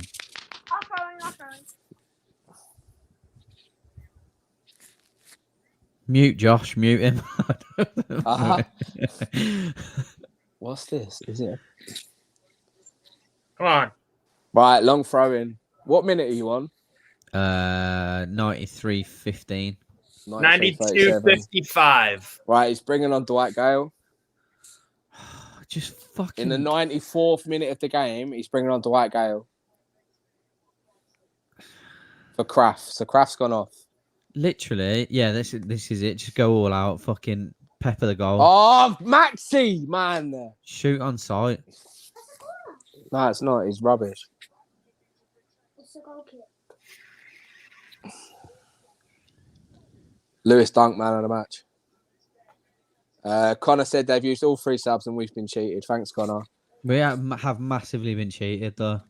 And So Trossard's got man of the match somehow.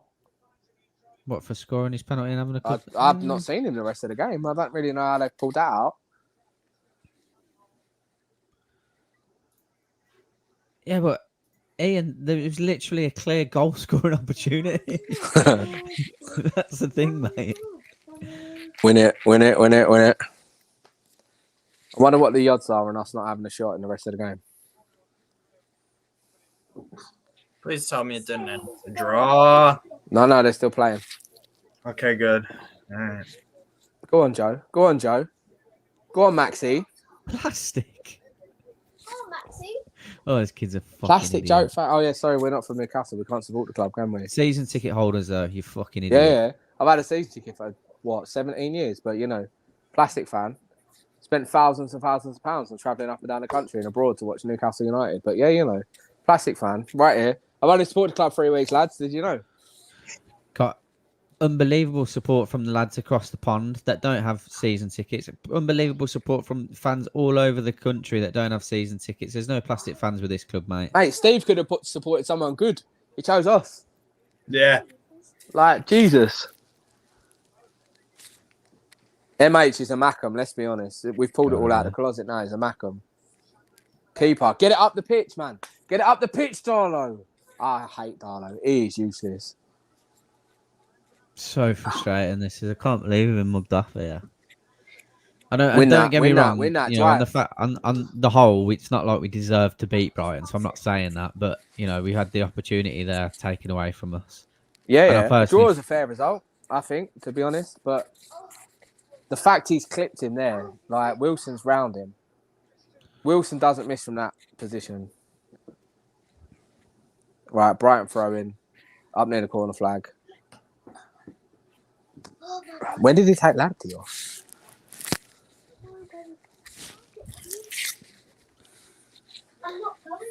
I'm going to be picky, right? I always thought the league rules were when you get sent off, you have to leave the pitch area. So quite why the goalkeeper standing there watching the rest of the match. This is a fair point from Jay. Only support Newcastle because we're a big club, win everything and never make mistakes. We're all so plastic fans. Plastic, Jay, plastic. You should be ashamed of yourself. 3 week fan. Come on, lads, get the ball up the pitch. Backwards. What is it going to go 98 maybe? 97th minute, and we've just played a pass backwards. Tells you everything you need to know about Graeme Jones and all these. Oh, fools. corner For us. for us. 97 fucking minutes, hell. 23 seconds. Lewis Dunk in goal for Brighton has done more in commanding his box than any of our 11 over 90 minutes.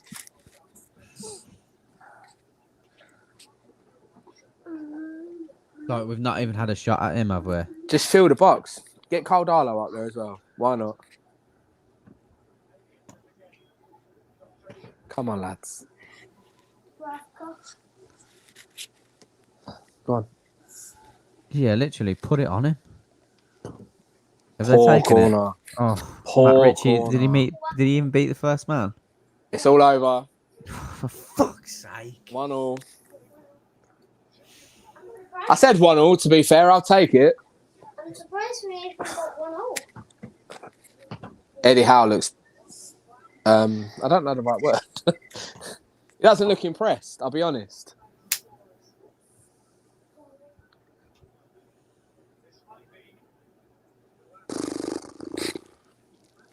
Do you know what? It's a good point. It is a good point. Brighton turned us over twice last season, and they've looked good this season. That's a good point. I just hope Amanda Staley sat there saying, "Don't worry, Eddie. We'll give you 250 million in January. Do what you want with it." It is a good point, though. That it is. Yeah, it's just frustrating. Just frustrating No, that it we've had is. the opportunity to win. I'm not happy. I'm not happy with the point, to be fair. I'm not happy with the point. Let's just hope that's Jones's last game in charge. It's got to be, hasn't it? They've got to announce Eddie Howe after this, surely. Yep. Like, there's players out there that gave nothing today. St. Maximin being one of them. Yep. But No, I know what you're saying, Simon. I just mean, like, there was a blatant chance for us to win the game. That's the problem. No, Daddy. No. at the start of the game, Steve, you Yeah. said 3-0 Brighton. Carl, what did you say? I can't remember. I didn't. You didn't. And I said 1-0. I wish I'd had money on it now. We're not bottom of the league anymore. Yeah. That's a bonus. Yep. Yeah, there's 5 points between us and Leeds, but there are also 26 games, 27 games left to go this season. Yeah. Definitely. It's not panic mode yet. I think a lot of fans are forgetting that there's that many games to go. Yeah, definitely. Unai Emery said in a press conference that he hadn't even spoke with Newcastle over the job and you lot thought he was coming, and you got Eddie Howe. But it did come out that he had actually spoken to the club, because then he turned around to his owners and said that he hadn't said no, Devon. So do your research, fella. But we're all happy with Eddie Howe. More than happy with Eddie Howe. But thank you for your input. Absolutely. We had Steve Bruce. Let's not forget that. Steve Bruce is the worst manager I've ever seen at the club. And I include McLaren in that. Barney Rubble as well. Sorry to cut you off, mate. Brighton have got a good record against us, to be fair, which they have. We've got a pretty dismal record against Brighton, to be honest. Yeah. Good points for them coming off the result at Liverpool, definitely. We've got 2 points from 3 clubs in great form, so I think we've done okay. When you look at it that way, I suppose you can take some positives, considering we've not got our manager in place yet and we've not got the tactics in place that we want. So that's interesting. Norwich's manager has just been sacked. Is he? Even though they won today. Interesting. V for He's been there Vendetta a little says while I'm now the as worst well, player on the isn't he? pitch. V for Vendetta, you're wrong, bro. Well, all the best for the future from a Ram. Hope to catch you guys again soon. Thank you very much, Andy. If you haven't already, subscribe to the channel, bud. Thanks for dropping by. Norwich going to get Bruce and stay up now. Can you imagine? Can you imagine that? Maxi second worst, Shelby third worst. Rome wasn't built in a day. No, it wasn't. Yeah. Absolutely brain dead players. Shelby has a chance to test dunk, floats it to the back post. Yeah, I'm a little bit annoyed, to be fair, that he didn't hit it from there. But I can also understand his idea of trying to put something in the box for someone to have a better opportunity, potentially. Wasn't the right decision, is what it is.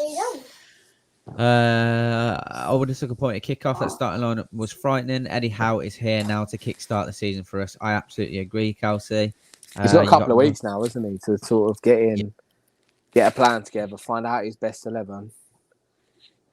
Because he doesn't know what his best 11 is. We don't know what our best 11 is. So Let's just hope. Yeah, I have to shoot off, unfortunately. So I'm going to leave the remainder of the show to yourselves and Harry, I believe. I actually need to jump ship as well. Yeah, that's I fine. guess I'm staying on. Just wait for Harry to come on wherever he is. Big H. Um, I've got kids to feed, man. Unfortunately. Why not? This is it. We can have Andy on. Yeah, of course. Who's doing player ratings? Is that going to be what's going on, Andy? I'll give all a 10. Is that going to be? Don't they do? Don't the guys at Brighton, aren't they going to do the player ratings, or are we doing that? I think they're doing them, mate. I will find out for you though. All right, but yeah, we'll do. Yeah, fuck it. We'll just do fan reaction, and if not, We're gonna have a chat about it. Yeah, what you guys do, whatever you want to do. Thank you for everyone Definitely. in the comments. Really appreciate you you dropping by. Absolutely Especially legend. you made the show. Yeah, I'm good. Thank you, Andrew. I'm good, mate. I'm good. Yeah, but Points are points, lad. Let's be honest. We needed that point. Like, it's a point. If you'd offered, we would have took it. yeah, Exactly. 100%. So let's just enjoy the point. Should we have won? Maybe. We didn't. We got a point. It's something. that's I'm the only one not enjoying the point. Because honestly, if you offered me a point, I'd be like, no, fuck it, risk it. I want 3. To be honest, seriously, because we were terrible against Brighton. But the players have to somehow dig in and get a win. yeah. That's my opinion. You don't survive the league off of draws and defeats.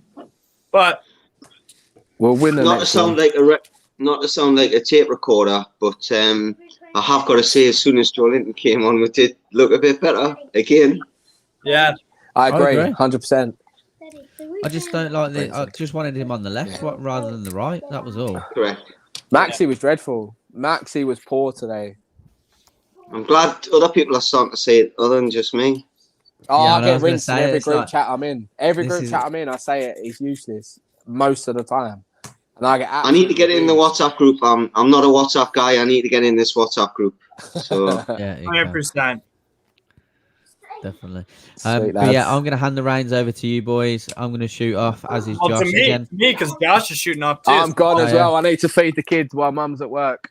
I'll hand take the care, reins lads. over to you, and then Cheers, Steve. lads. Thanks for a great stream. I'll see you soon. Take care, lads. Take care, Isaiah. All right, so, and I'll bring on. I'll bring on Connor. Yeah, I'll bring on Connor too. And Dayan asked us where the link is to be on. You know what? I will post that in the comments right now, actually, to join. And yeah. So, but while I do, someone's already on it, I guess. But I'll post it again. Fuck it.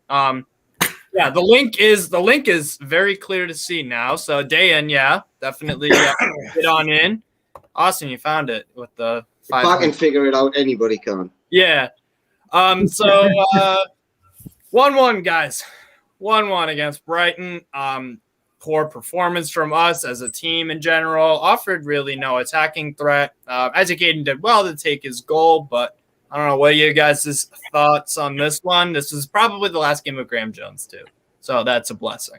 They should have a new team name now. They shouldn't be Brighton and Hove Albion anymore. It should be Cheating and Hove Albion after the antics of that goalkeeper. That's outrageous. That should be a 4-match ban right there because he has absolutely done us up like a kipper. Don't get me wrong.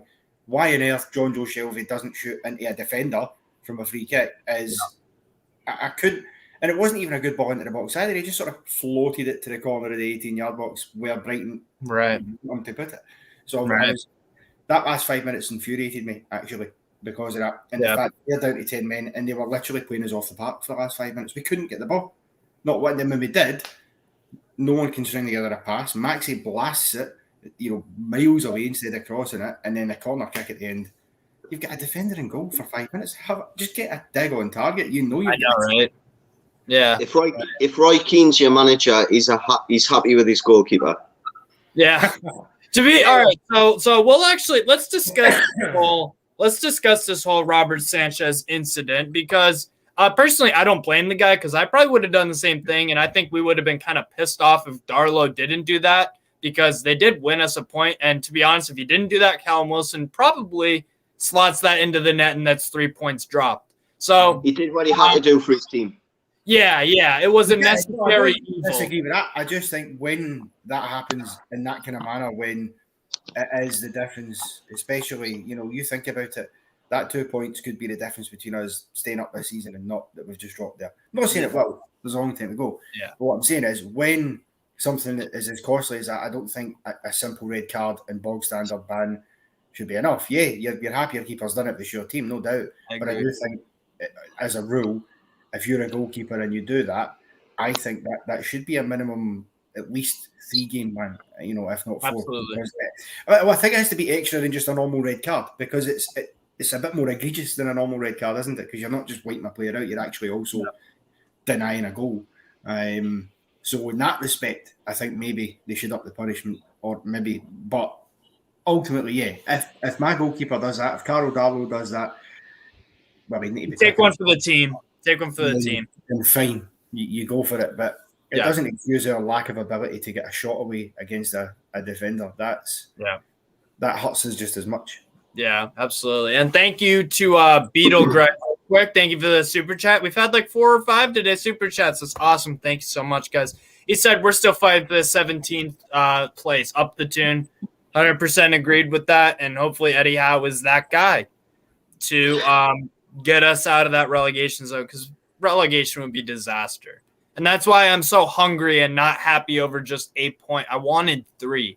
Just to make this clear, just because I want something doesn't mean that we deserve it or whatnot. But I wanted 3 points from this game. But there's a difference also between looking at it realistically. Brighton are a much better team than us right now. Manager, they've got a better manager. Goalkeeper, probably the most. That's probably the most debate. Dubravka versus Sanchez, because Sanchez, to be fair, has done pretty well since his introduction in the side in Brighton. He's done actually pretty well. But I guess I'll give the edge to Dubravka. More Premier League experience, and proven and whatnot. Midfield. Going back to what you were, sorry, what? go on. No. Going back to what Connor was just saying there about the goalkeeper coming out, and we've got to look at the game and say we can't blame ourselves that we didn't win the game simply because of that chance. We didn't win the game because we didn't have a goal in the first half. That's what we've got to look at. We can sit here and say, well, yes, the goalkeeper he's done with. He's done with without lubricant tonight. Let's just say that. However, we in the first half didn't do enough. In the first half to justify that little bit of luck. I said to my dad, when the shit's on top of you, it gets heavier. And today it got a little bit heavier. The luck doesn't go your way when you're at the bottom. And I think you feel it because as poor as we've been this season, and we have been robbed. I mean, this is the first time in the club's history we have failed to win a game in the opening 11 Premier League games. That is a disgrace. And I don't care. So all these media people who want to sit and show all the sympathy in the world to Steve Bruce, he shouldn't have been sacked. That's why he was sacked. And that's why Graeme Jones can get himself straight to fuck as well, as far as I'm concerned. He did not have a plan in that first half. We had no idea what we were doing. They were just running around like headless chicken, hoping something would break to them. But because we've been so poor, that luck we've had, because we have had some decisions as well go against them that have been horrendous. You look at the very first game against West Ham, you're conceding a penalty that's never a penalty. In the VAR age especially, and then against Aston Villa, all the way about, we should get one. So you're right, but when you're not playing well... Then a Wilson goal, toenail offside. Yeah, so these things have been a factor, but obviously when we're going out into games without a plan, without an identity, then that costs us. But I hope, Eddie Howe didn't look very happy in the stands. That's a good sign to me. That's a man that as soon as he can get into that training ground, hopefully first thing on Monday morning, he will tear them apart. Get to play them back this game and show them exactly what the problem is. Because he'll have been watching it and taking notes. He had a wee screen in front of him, sitting next to Stavely. So I hope that's what he does, because we need that.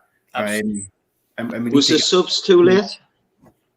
Oh yeah, it was like Bruce all over again. It's, You know, it's Bruce. It Does is. this, here's the question though. Doesn't this prove that all those Yeah. times we were talking when Graeme Jones came in and said, well, you know, we got that result because of Jones, that wasn't the case. That was more luck or we just had a good day than Graeme Totally Jones. agree.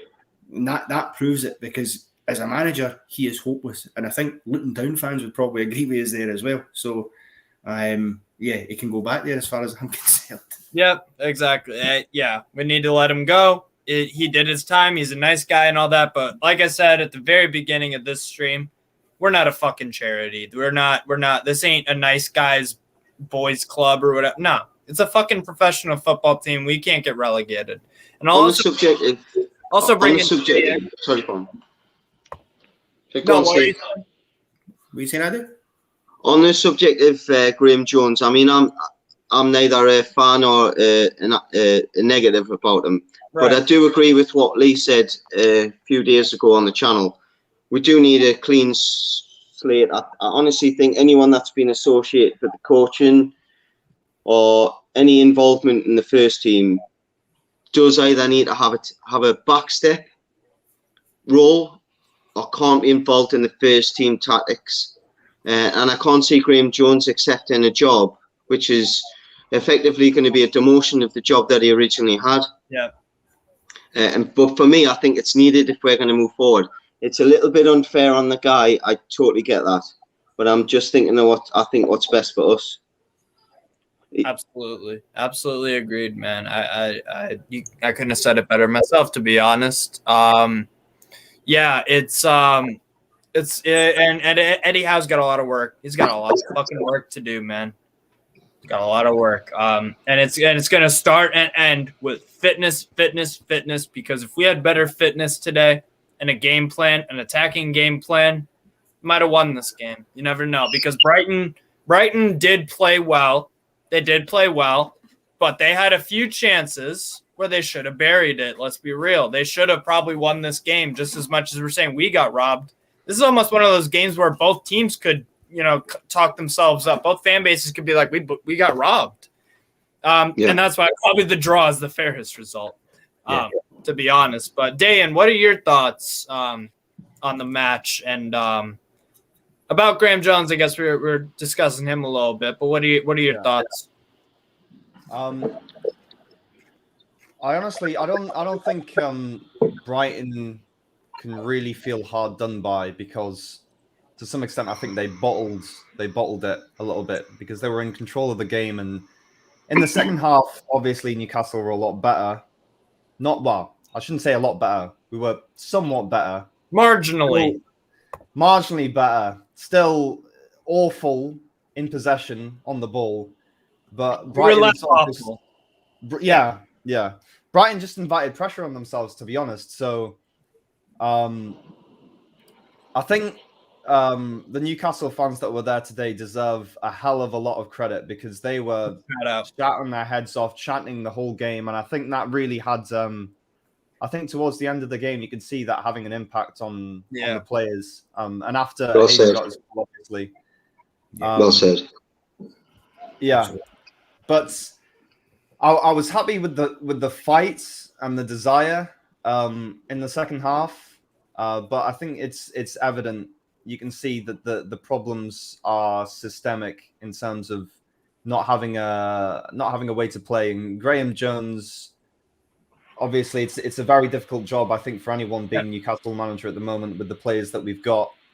But he's not it's 3 games now, right? He's not shown anything more in the 3 games that he's been in charge in terms of having an idea of how we can play with the ball. And still conceding chances, obviously, in defense as well. Absolutely. And welcome, Dylan, by the way. Welcome, Dylan. Sorry, I was just making sure you're on camera, but welcome. So what are you can give us your quick thoughts about the game, and we can ask you guys about just man of the match and some other questions. But what I don't know, what are your thoughts? I would have taken the point at the start of the game, but obviously with what happened with Wilson and Sanchez at the end, it's so fucking difficult to take. But look, we'll take the point. But being said, we're in a very bad position when we now have 5 points from 10 games and we're happy with a point away from Brighton. That still has us 5 points from safety. Like, that's kind of where we're at now. That's pretty depressing. But look, we'll plod on, as Steve Bruce would say, but it's not looking good. Yeah. Well, you know. Does Well, anyone you know, think? Does anyone think Wilson could potentially have tried to stay on his feet there? Because I didn't see the foul first. No, when you see it.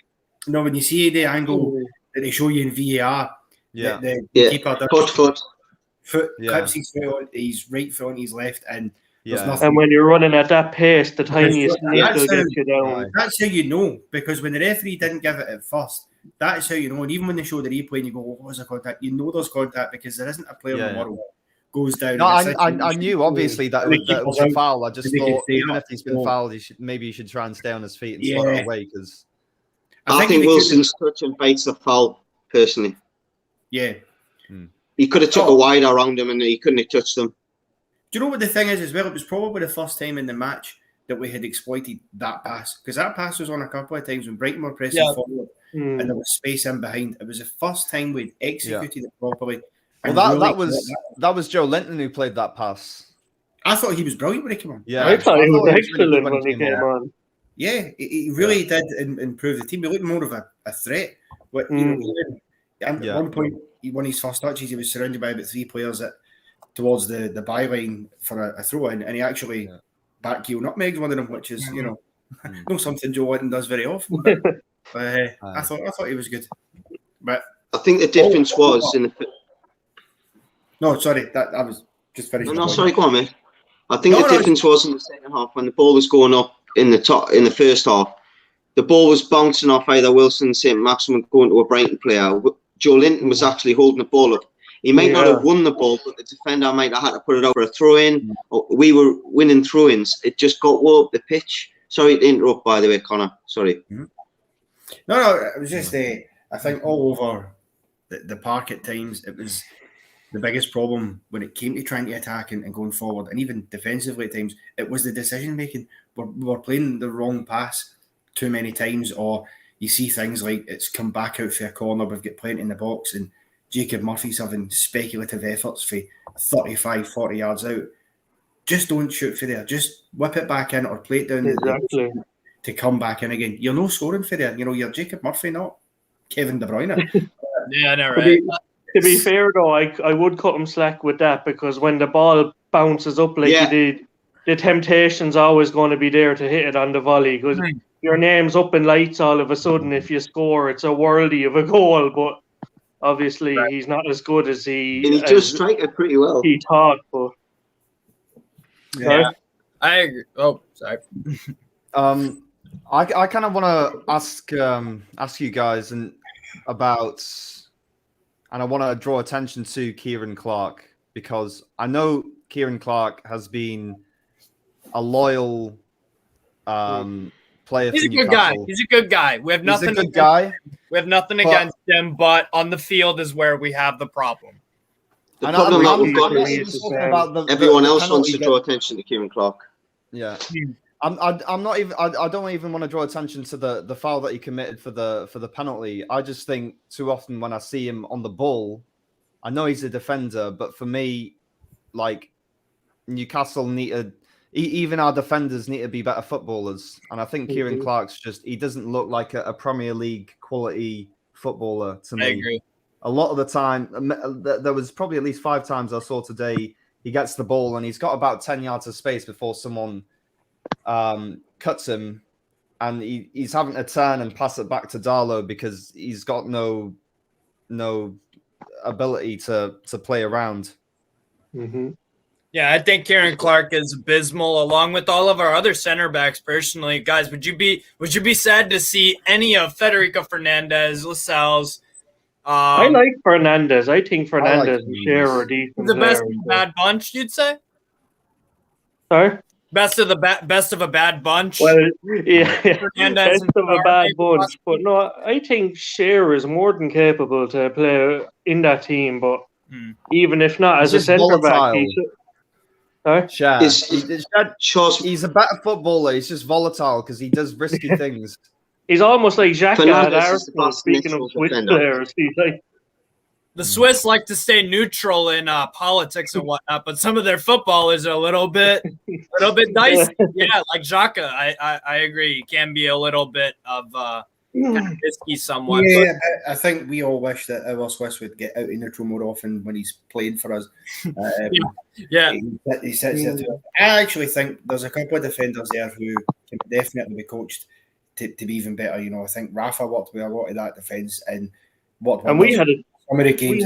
Look at Man United when we beat them 1-0 and we're clinging on for their life. That was a defence. But we had a decent defensive record under Rafa. That's what annoys me with the comparisons with Bruce and Rafa. I'm not going to say we played so much better under Rafa because we didn't, but he knew how to have the team set up to grind results. So much better under Rafa. Not played. There's a difference between being good attacking and being good defending. And then when you say you play well, that means your defense and your attack are doing well. We defended well under Rafa. We had an identity. Yes. I don't think it's so much just that. I also think that the aspect of it is the fact that sometimes you have to recognise when it's not working, when the system ain't working. And how many games did we sit here, half time, under Steve Bruce watching, and you could see it wasn't working. We were lucky, we were still at 0-0 or whatever. It's still been the game. It didn't work. We were playing awful, and Steve Bruce changed nothing at half time. Mind he's thinking, well, we're still going, so we'll just keep going for it. Whereas there were times, a lot of the time today, where better managers will change it. Lost his. I think Andrew just technical glitch, but he's back. What were you about to say, Andrew? Sorry. Sorry.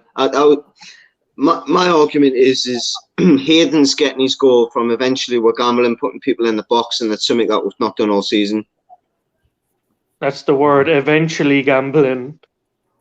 We had to gamble at some point, and exactly. We've just been lucky. It's been, you wouldn't pick Hayden to be that player, would you, on a normal circumstance? Yeah, but that comes out of the guy. Yeah, absolutely.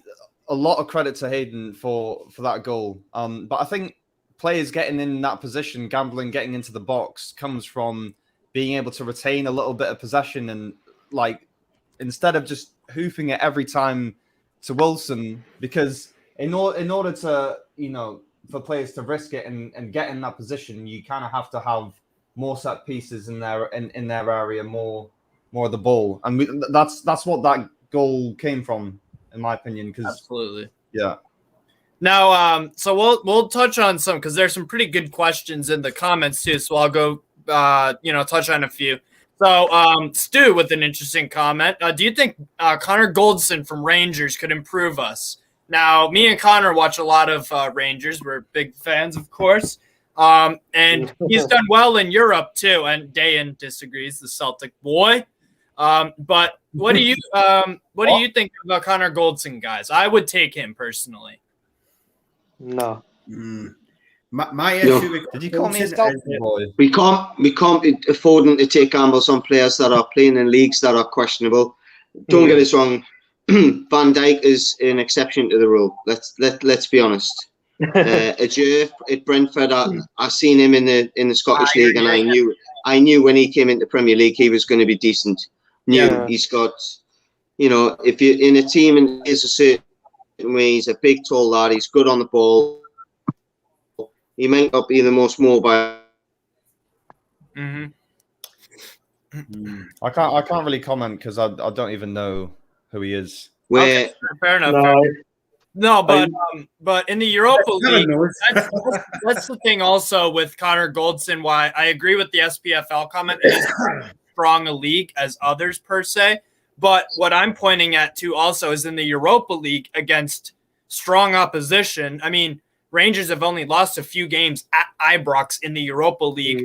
Some pretty strong opponents. They've only lost to Bayer Leverkusen, Slavia Praha, and Olympique Lyonnais recently at home. And Connor Goldson, before that, I believe they beat Spartak Moscow at home before in the Europa League. And, he's done well on the European stage, and so that gives me some credibility. So I would take Connor Goldson, but Dayan, what is your opinion on him? Might be a little biased, but your opinion. I don't know who he is. Oh, Dylan, sorry. I was going to say, you keep getting Dave confused. I can understand why, but because they're very similar sounding names. I know I'm not a Celtic boy. I have a Celtic family now, but I'm not as but I do like the Scottish League, I won't lie, but I'm not sure on Goldson because Rangers, a lot of they haven't had the best defensive record in the like they're conceding a lot of goals. I think conceded the first goal in their last 4 or 5 games. And I think Goldson is a decent defender, but it's like Tavernier looks like a superstar at Rangers. But in all honesty, like if you brought Tavernier to the Premier League, he'll be found out.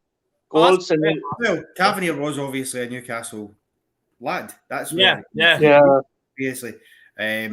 Another one that you could argue perhaps Newcastle let go a little bit early, but we've done that with a lot of players. But I think at this stage of his career, bringing him back, I'm not sure he would even come back at this stage of his career because he's playing Luis in Europe. Diaz, there's the player. Luis Diaz for Porto. I agree. I watched the AC Milan Porto game on Tuesday or Wednesday, I believe. Scored a goal for Milan. Was very lively in that game. I really like the midfielder forwards. Brilliant. Brilliant. I like Luis Diaz a lot. Porto and obviously the Liga Portugal or Liga NOS. They've got it's a good league and some very, very talented players that come from there. So I would take Luis Diaz. Definitely. Hakan Changalungu. I only say it because I can't spell it. I think that's a bit premature because he only signed Inter from Milan in the summer. Yeah. What a strike of a football. Wow. Free kicks are unbelievable. Çalhanoğlu, when he was at Hamburg, scored a free kick from the halfway line against Dortmund. It was insane. Oh my God. Good player on the ball, but the problem is sometimes he goes anonymous during the game for Inter. Is he better than St. Maximin? Because that's exactly why we've got him in the team. That's fair. That's a fair point. And as a dribbler. Yeah. This is another good comment for discussion. We'll need to beat one of the big teams before January 1st to go with a win against Brentford and Norwich. That absolutely. We need to beat Brentford and Norwich. I am not happy at all with anything less than 6 fucking points after Brentford and Norwich. Yeah, but you just know against Brentford it'll be Ivan Toney will rock up and he'll score like a hat trick. Exactly. Yeah. If we don't beat Norwich, we're getting relegated. 2 years ago. Yeah. Well, they've just sacked their manager. You know what I mean? So right. Yeah. In a good state, despite the fact they get their first win of the season, and now they sack them. I mean, it shows the winning culture at Norwich that even winning games isn't good enough for them. Yeah. Odd decision, but at least Norwich are they're trying something new. They're trying something new, and that's what we're doing. So we'll see. We'll see how it works. It is a bit worrying because I think under Fark they definitely would have been probably bottom. If I kept them, and that's not really his fault because he tries to play some attacking football, and they've got some decent players, but defensively for the most he's part. a bit like Steve Bruce, though. He's not a Premier League manager. Yes, he had a crack in the Premier League a couple of seasons ago with Norwich. Didn't work. They got relegated. He stayed, got them back up. He's got the nous to get teams out of the Championship. I just think that step up to the Premier League's maybe a little bit beyond him. He could do very well in like the Bundesliga, I think. Daniel Fark, obviously, because he's German. I think he could be David Wagner almost at Huddersfield. He went to Schalke and started well, but then obviously they went to shit. But they got relegated and they're still in the 2 Bundesliga. Yes, I agree. Yeah. Just because you're not a good enough Premier League manager doesn't mean you could do something else somewhere else. But anyways, you have got to wonder what Potter's capable of, though, with good players. Yeah, absolutely. And then sorry, I keep cutting you off, man. Just a daft joke anyway, it doesn't matter. I was just going to say, by the time he left Schalke, they were wishing it was Wagner from X Factor that they had appointed. And then he also says, I think Arsenal, who do you think Newcastle are more likely to beat, Arsenal or Leicester? Leicester. Leicester because Leicester Arsenal. we're playing Arsenal in 3 weeks' time. That Mhm. at the Emirates, and they've kind of they're not They've in picked it up now. but they're in Is better form. neither an option? Neither. Uh, That's my answer. I don't They think both we'll got bet- I pace don't in think behind, we'll and bet that's either. what we're struggling against. So Yeah, And Arsenal are defensively solid now as well. Shit record against both of them, Yeah. haven't we? So we're not going to get anything from them 2 games. I mean, never say never. We I drew think against Leicester Brighton. are hit and miss. Leicester are a team that'll beat Man United one week and then they'll play, say, us or Norwich or someone the next. they drew against then Spartak they'll Moscow drop on points. Thursday at home too. Yeah. Can I Mm. just, Aye, but with changes in the team though at the same time, Steve. To be fair to the guys, can I like, ask you a question? Because just in case I missed it, I might have done. Mhm. Did Joe Willie not get on today? No. yeah, exactly, mate. Well done. Is that all about? I was screaming for it, No, for it. Bruce Because it's definitely supposed to be on brainwashed Graeme Jones.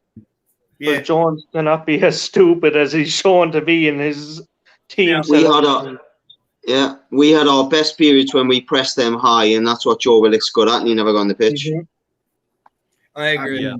Did Yeah. he hit Steve Bruce in his ear in the tusk or something like that? Is that what's Oh, going to yeah, he's brainwashed by him. I thought I'd be actually, I have a bit of hope with Jones. Obviously, we've Howe coming in now, so that's Jones out of the equation, thankfully. But no, Jones has proven he will never get the Newcastle job. Mhm. There was a slim chance, even if he did well, let alone now. But I said this before, he's not a manager. No, he's a good coach, he's a but not a good coach, manager. But that doesn't always translate into being a manager. Mhm. And it's not one. He's had a couple of, flurries in the touchline, and it's never worked because I don't think he really knows what to do. I think he gets a plan A and he has absolutely no clue what to do with that. When you're starting with Kraft repeatedly, I begin to question. Mm-hmm. Yeah, you begin to question how good he is at his craft. Yeah. Yeah.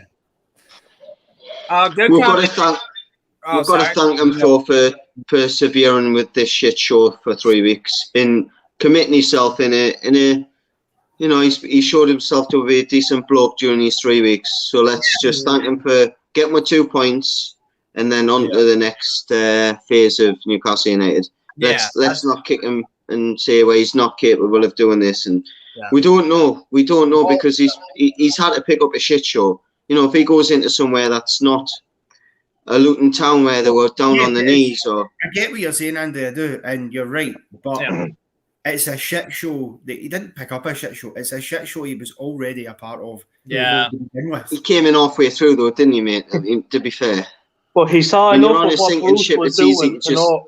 Sorry, Andrew. So when you're on a sinking ship, for me, it's very easy to add weight to it and it go down. It's very hard to put your hand out and lift the whole place up.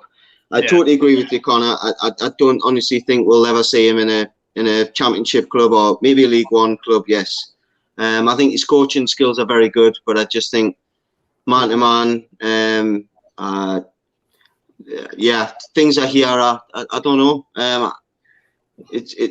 It's each their own. I just think he's accepted a big job, considering he's only been a Luton manager in the past. He knew there was going to be a lot of pressure and a lot of press on him. He's took the job. He's dealt with it with dignity, and let's just give him praise for what he did. I know he's not done a great job, but I think we're too easy to hammer people at times.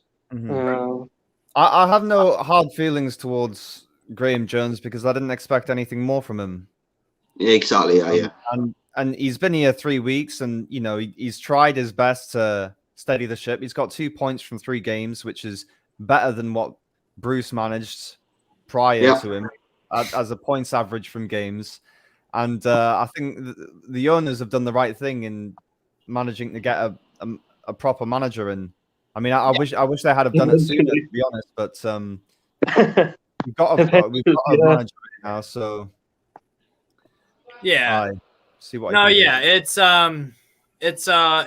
And the other thing is too about Graeme Jones is that, like Dan says, Jones oversaw an uptick in form last season. He's done the job he was asked to do for the last 3 weeks, and he's done an okay job. But some of the lineups and stuff haven't been great. I don't deny that he had a a positive impact initially when he came in. Yeah, initially. And that comment there, and I said this earlier, I think what we all have to realise now, and it was easy to get caught up in it at the time because of how rank rotten things had been, and we had somehow managed to pull out, 5 wins in the last 7 games out of our backsides. But yeah, I said it earlier, what we've seen the last couple of weeks, and yes, you thank Jones and you have sympathy for him, yeah. shows that it's not necessarily true that Jones came in and all of a sudden, that was down to him. Yeah. it was all about him. I think there has to be balance. We all didn't like Bruce, and he made idiotic statements at times and mistakes. But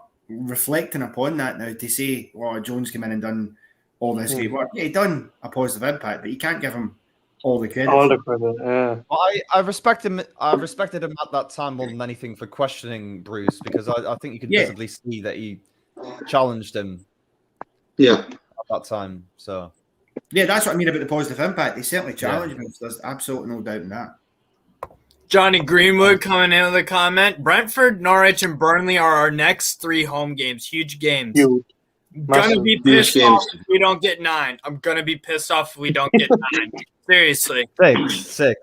6 needed. I've got to get 7 from them games. Got to. Yeah, I was going to say that myself. I think 7 from those games. If we're Brentford draw, lost or win the other 2. Brentford aren't in great form though. Brentford aren't in great form. First, and that's already out of the question, isn't it? Brentford's form's kind of slipping a little bit. I think we should get a win against them, win against Norwich, and probably draw against Burnley. We get it, or either which way it does. As long as we get 7 points, then I think we're okay. If we get less than 4 points from their games, then we're looking at relegation, I think. Yeah. I think you could see today in the second half. I've already said about the team shape and the way we play and all that, and how it's dreadful. But I think you could see the desperation. We desperately need a win now, because I think if we continue much longer without a win, the performances, I suspect, will not pick up because the players won't have the confidence. So we're making history for all the wrong reasons right now. We've never went this long without a win at the start of the campaign. I get the impression with a lot of these players, though, and look, it's probably me just being pissed off and being sour grapes with the team. I get the feeling with a few of them, they don't care anymore. Because let's face it, more 90% of that team, maximum the next 2 years, won't be at the club. So they're kind of thinking, why the fuck am I here? Even if I play well, I'm still going to be shifted on. I don't know if that's me just being sour with the team, but I get that impression with a few of them. Okay. I'm going to be accused of that. Yeah. No, I like I said, I'm going to be extremely pissed off if we don't get 9 points from those games, because those are winnable games. They're at home, and we're going to have Eddie Howe, and you know what? It's going to be a clean slate under Howe too, and we'll see how many players take that chance. Maybe Kieran Clark can actually start fucking defending. That would be nice. Or Lascelles, or really any of our defense. Maybe Matt Ritchie won't be played as a fucking left wing back anymore. Fuck, that pisses me off so much. And hopefully he won't be on set pieces, because he was, again, pretty damn shy. Yeah, he was shy. He was shy. Shy. Really fucking bad.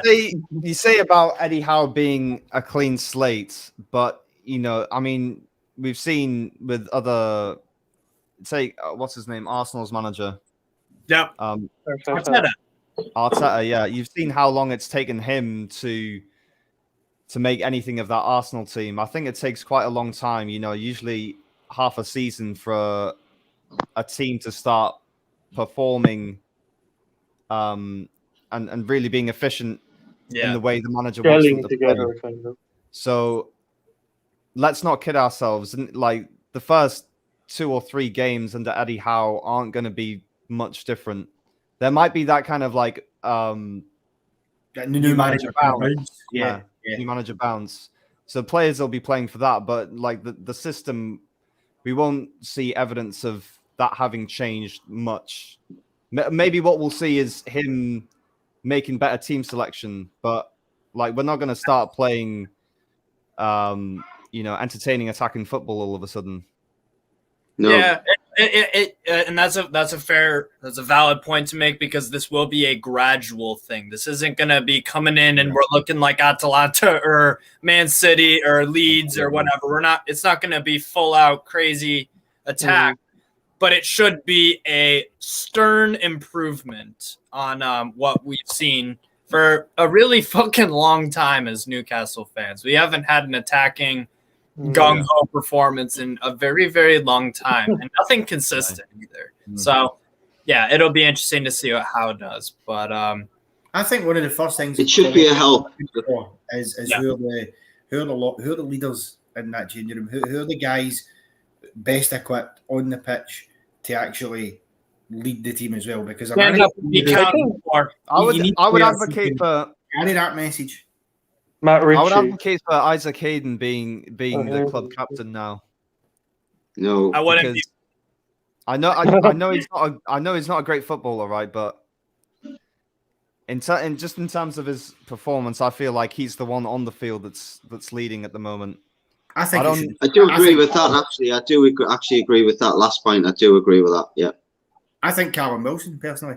I think he's one of the few players you see out there week in, week out. He busts a gut every week. And he's one of the only players in attack in particular. You see him shouting at players when they are making poor passes, when things aren't going well. You need somebody to have that bit of, even when he scores, if he scores an equaliser or whatever, he doesn't cheer and go, it's all about me. You can actually see him saying to the team, right, come on, let's get the, let's go here. I think, me personally, that's who I would give the captaincy to. I know he's injury prone, but for as long as he's fit. I agree if he stays fit. If he stays fit, I totally agree. Yeah.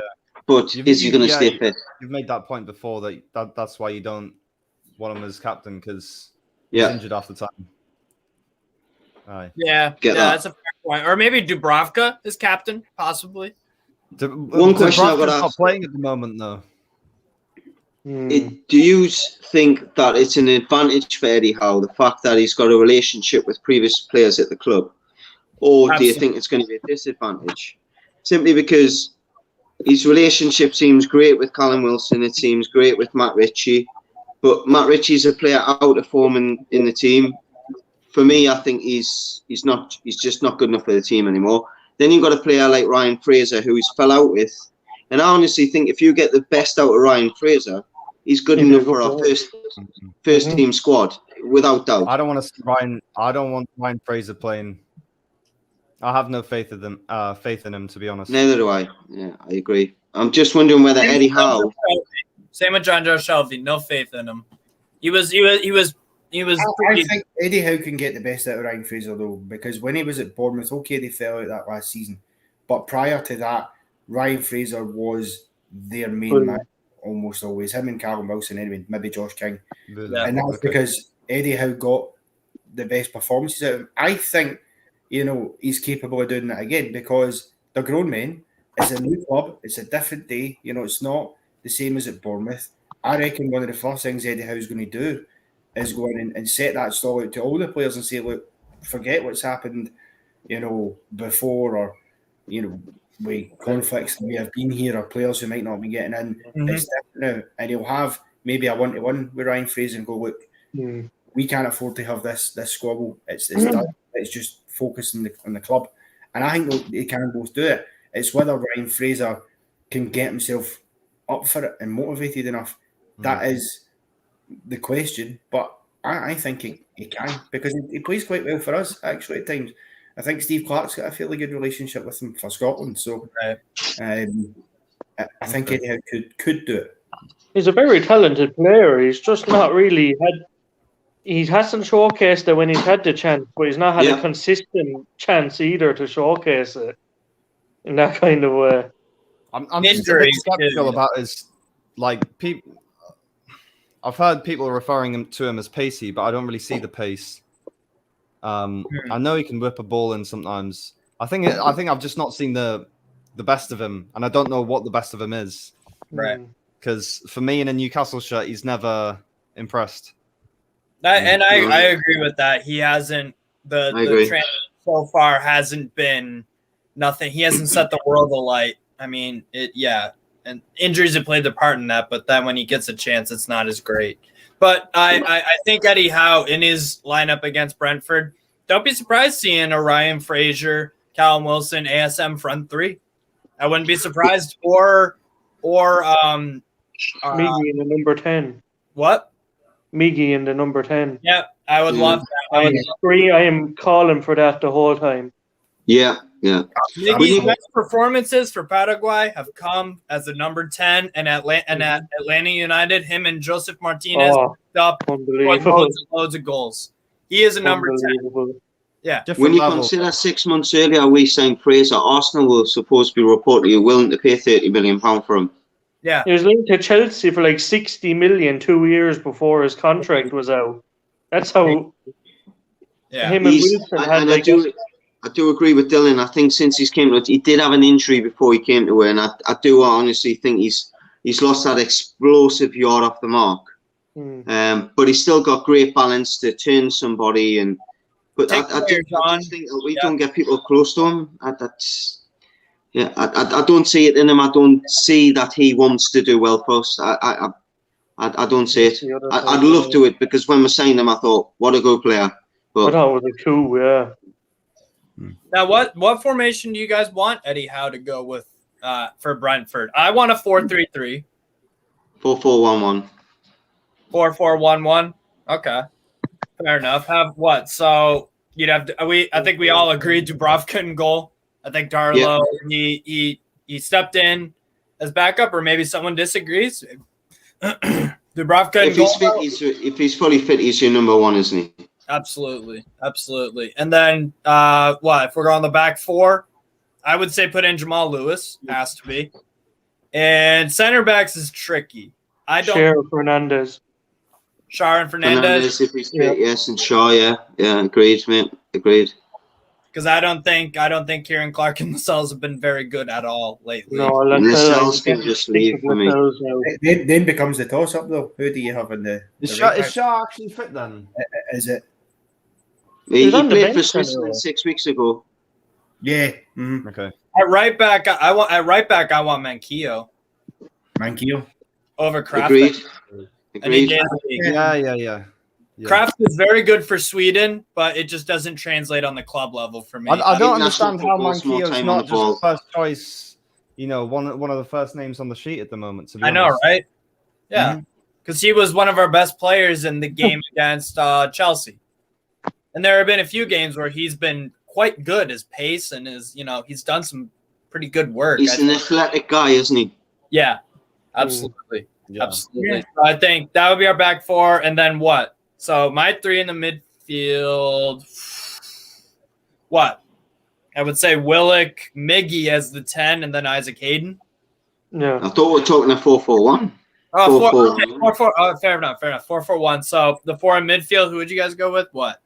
4-4-1-1. 4-4-1-1. You can play it different ways, though, can't you? 4-4-1-1, you can play so many different ways. When you haven't got the ball, you can drop two, and when you have, you can push two. That's why I think the midfielders we have, like Miggy, can sit in the midfield. If you play, like we've been playing them on the left side of midfield in a 3, it doesn't work. If you play him in a 4 cross midfield, I think that works. Simply because when we don't have the ball, he sits higher and the defensive players do their job. He's there for when you've got a break. Your winger comes back. For example, if your winger in this case is Joe Linton out on the left, we know how good he is. It's winning balls in the air at the back and etc. You hold him back. Miggy wins the ball in the middle of the pitch. We know that the problem with Miggy is he runs into corridors. Let's agree. I think you give him that license to be able to play it short, get up the pitch, give it to Joe Linton. Joe Linton will hold the ball up. You can get up the pitch. You play Saint-Maximin as the one behind the striker.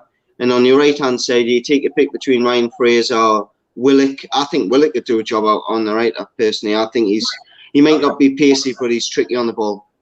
Right. He is very good at dribbling and taking on players also. And getting shots off, too. Can definitely, I would go with that. I would actually make one change to that, though.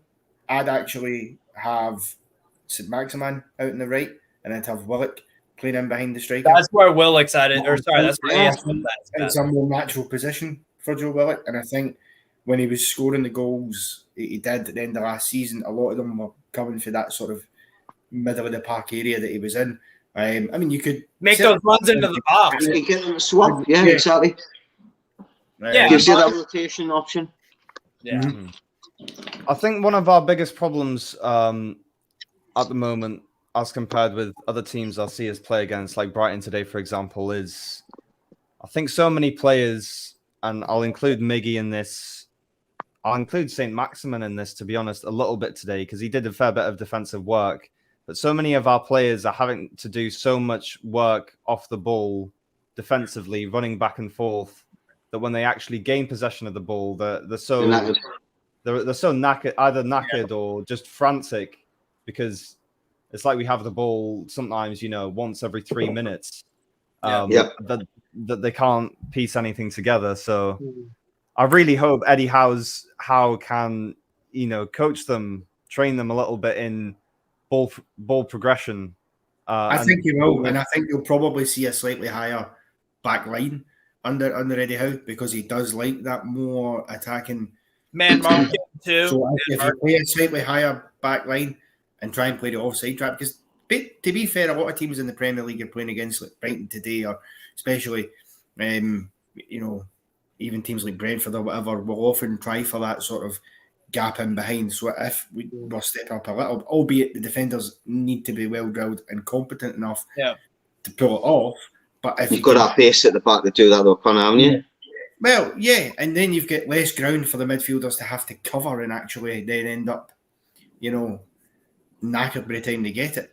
Equally, if the defenders can dig it out a bit more themselves and then play it into the midfield, it's ideal. But again, the defenders have got to work hard enough for that to work. And there's a couple of them in there.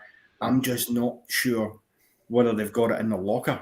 Well, I mean, didn't we see a few games back? Was it against Crystal Palace? I can't remember. Who's that like Asian forward who just came out? Young Wolves. Wang Leipzig. Yes. Yeah. Well, I think we got caught out in that game, didn't we? With the high line to some extent. Definitely.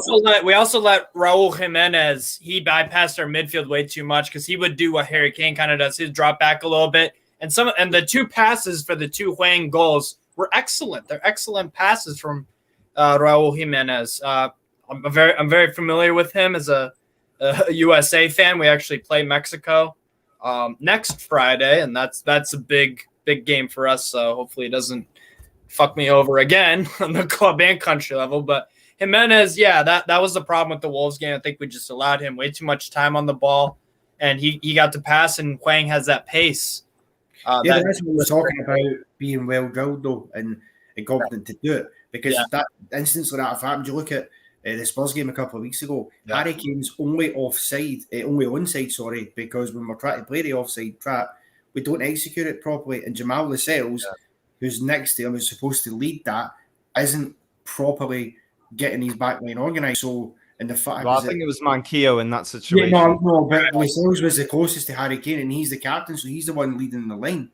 And it means Manquillo ends up playing him on side because they're not all in sync with what they're doing. So you have to be I'd challenge anyone this season to look back over the goals we've conceded this season and count on your fingers how many times Jamal Lascelles has turned his back on a goal.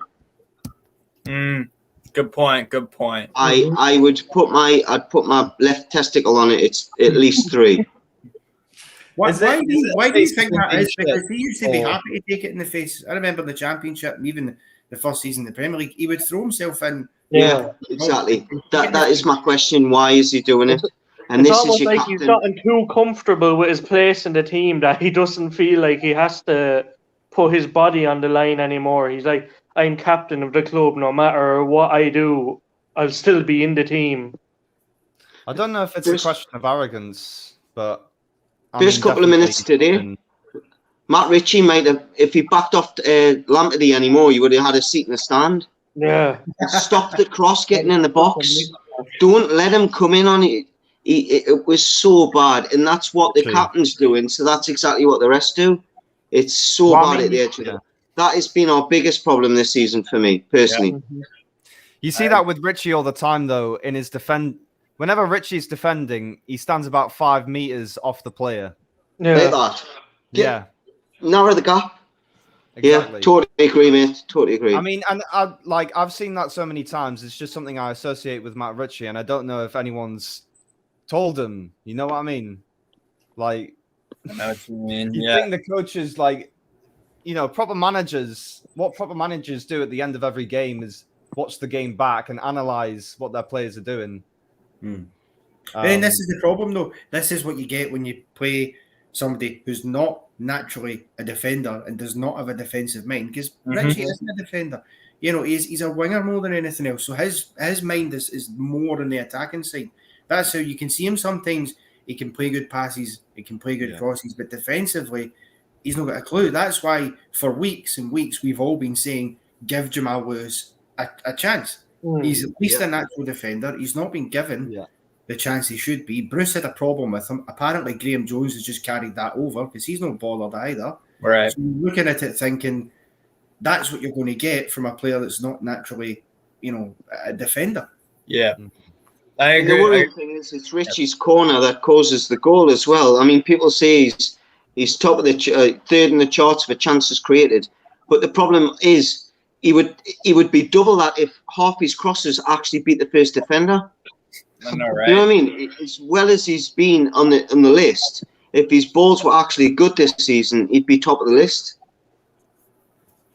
Yeah, It's infuriating coming to sometimes when you see his corner kicks because they're so brutal, and you're just sitting there thinking, "For God, just beat! If you beat the first man, you've got a chance." You've always got a chance. I mean, It's a defender or whatever. Yeah, totally agree, mate. Totally agree. It confuses me though because a lot of his crosses, not all by any means, but a lot of his crosses from open play are quite good.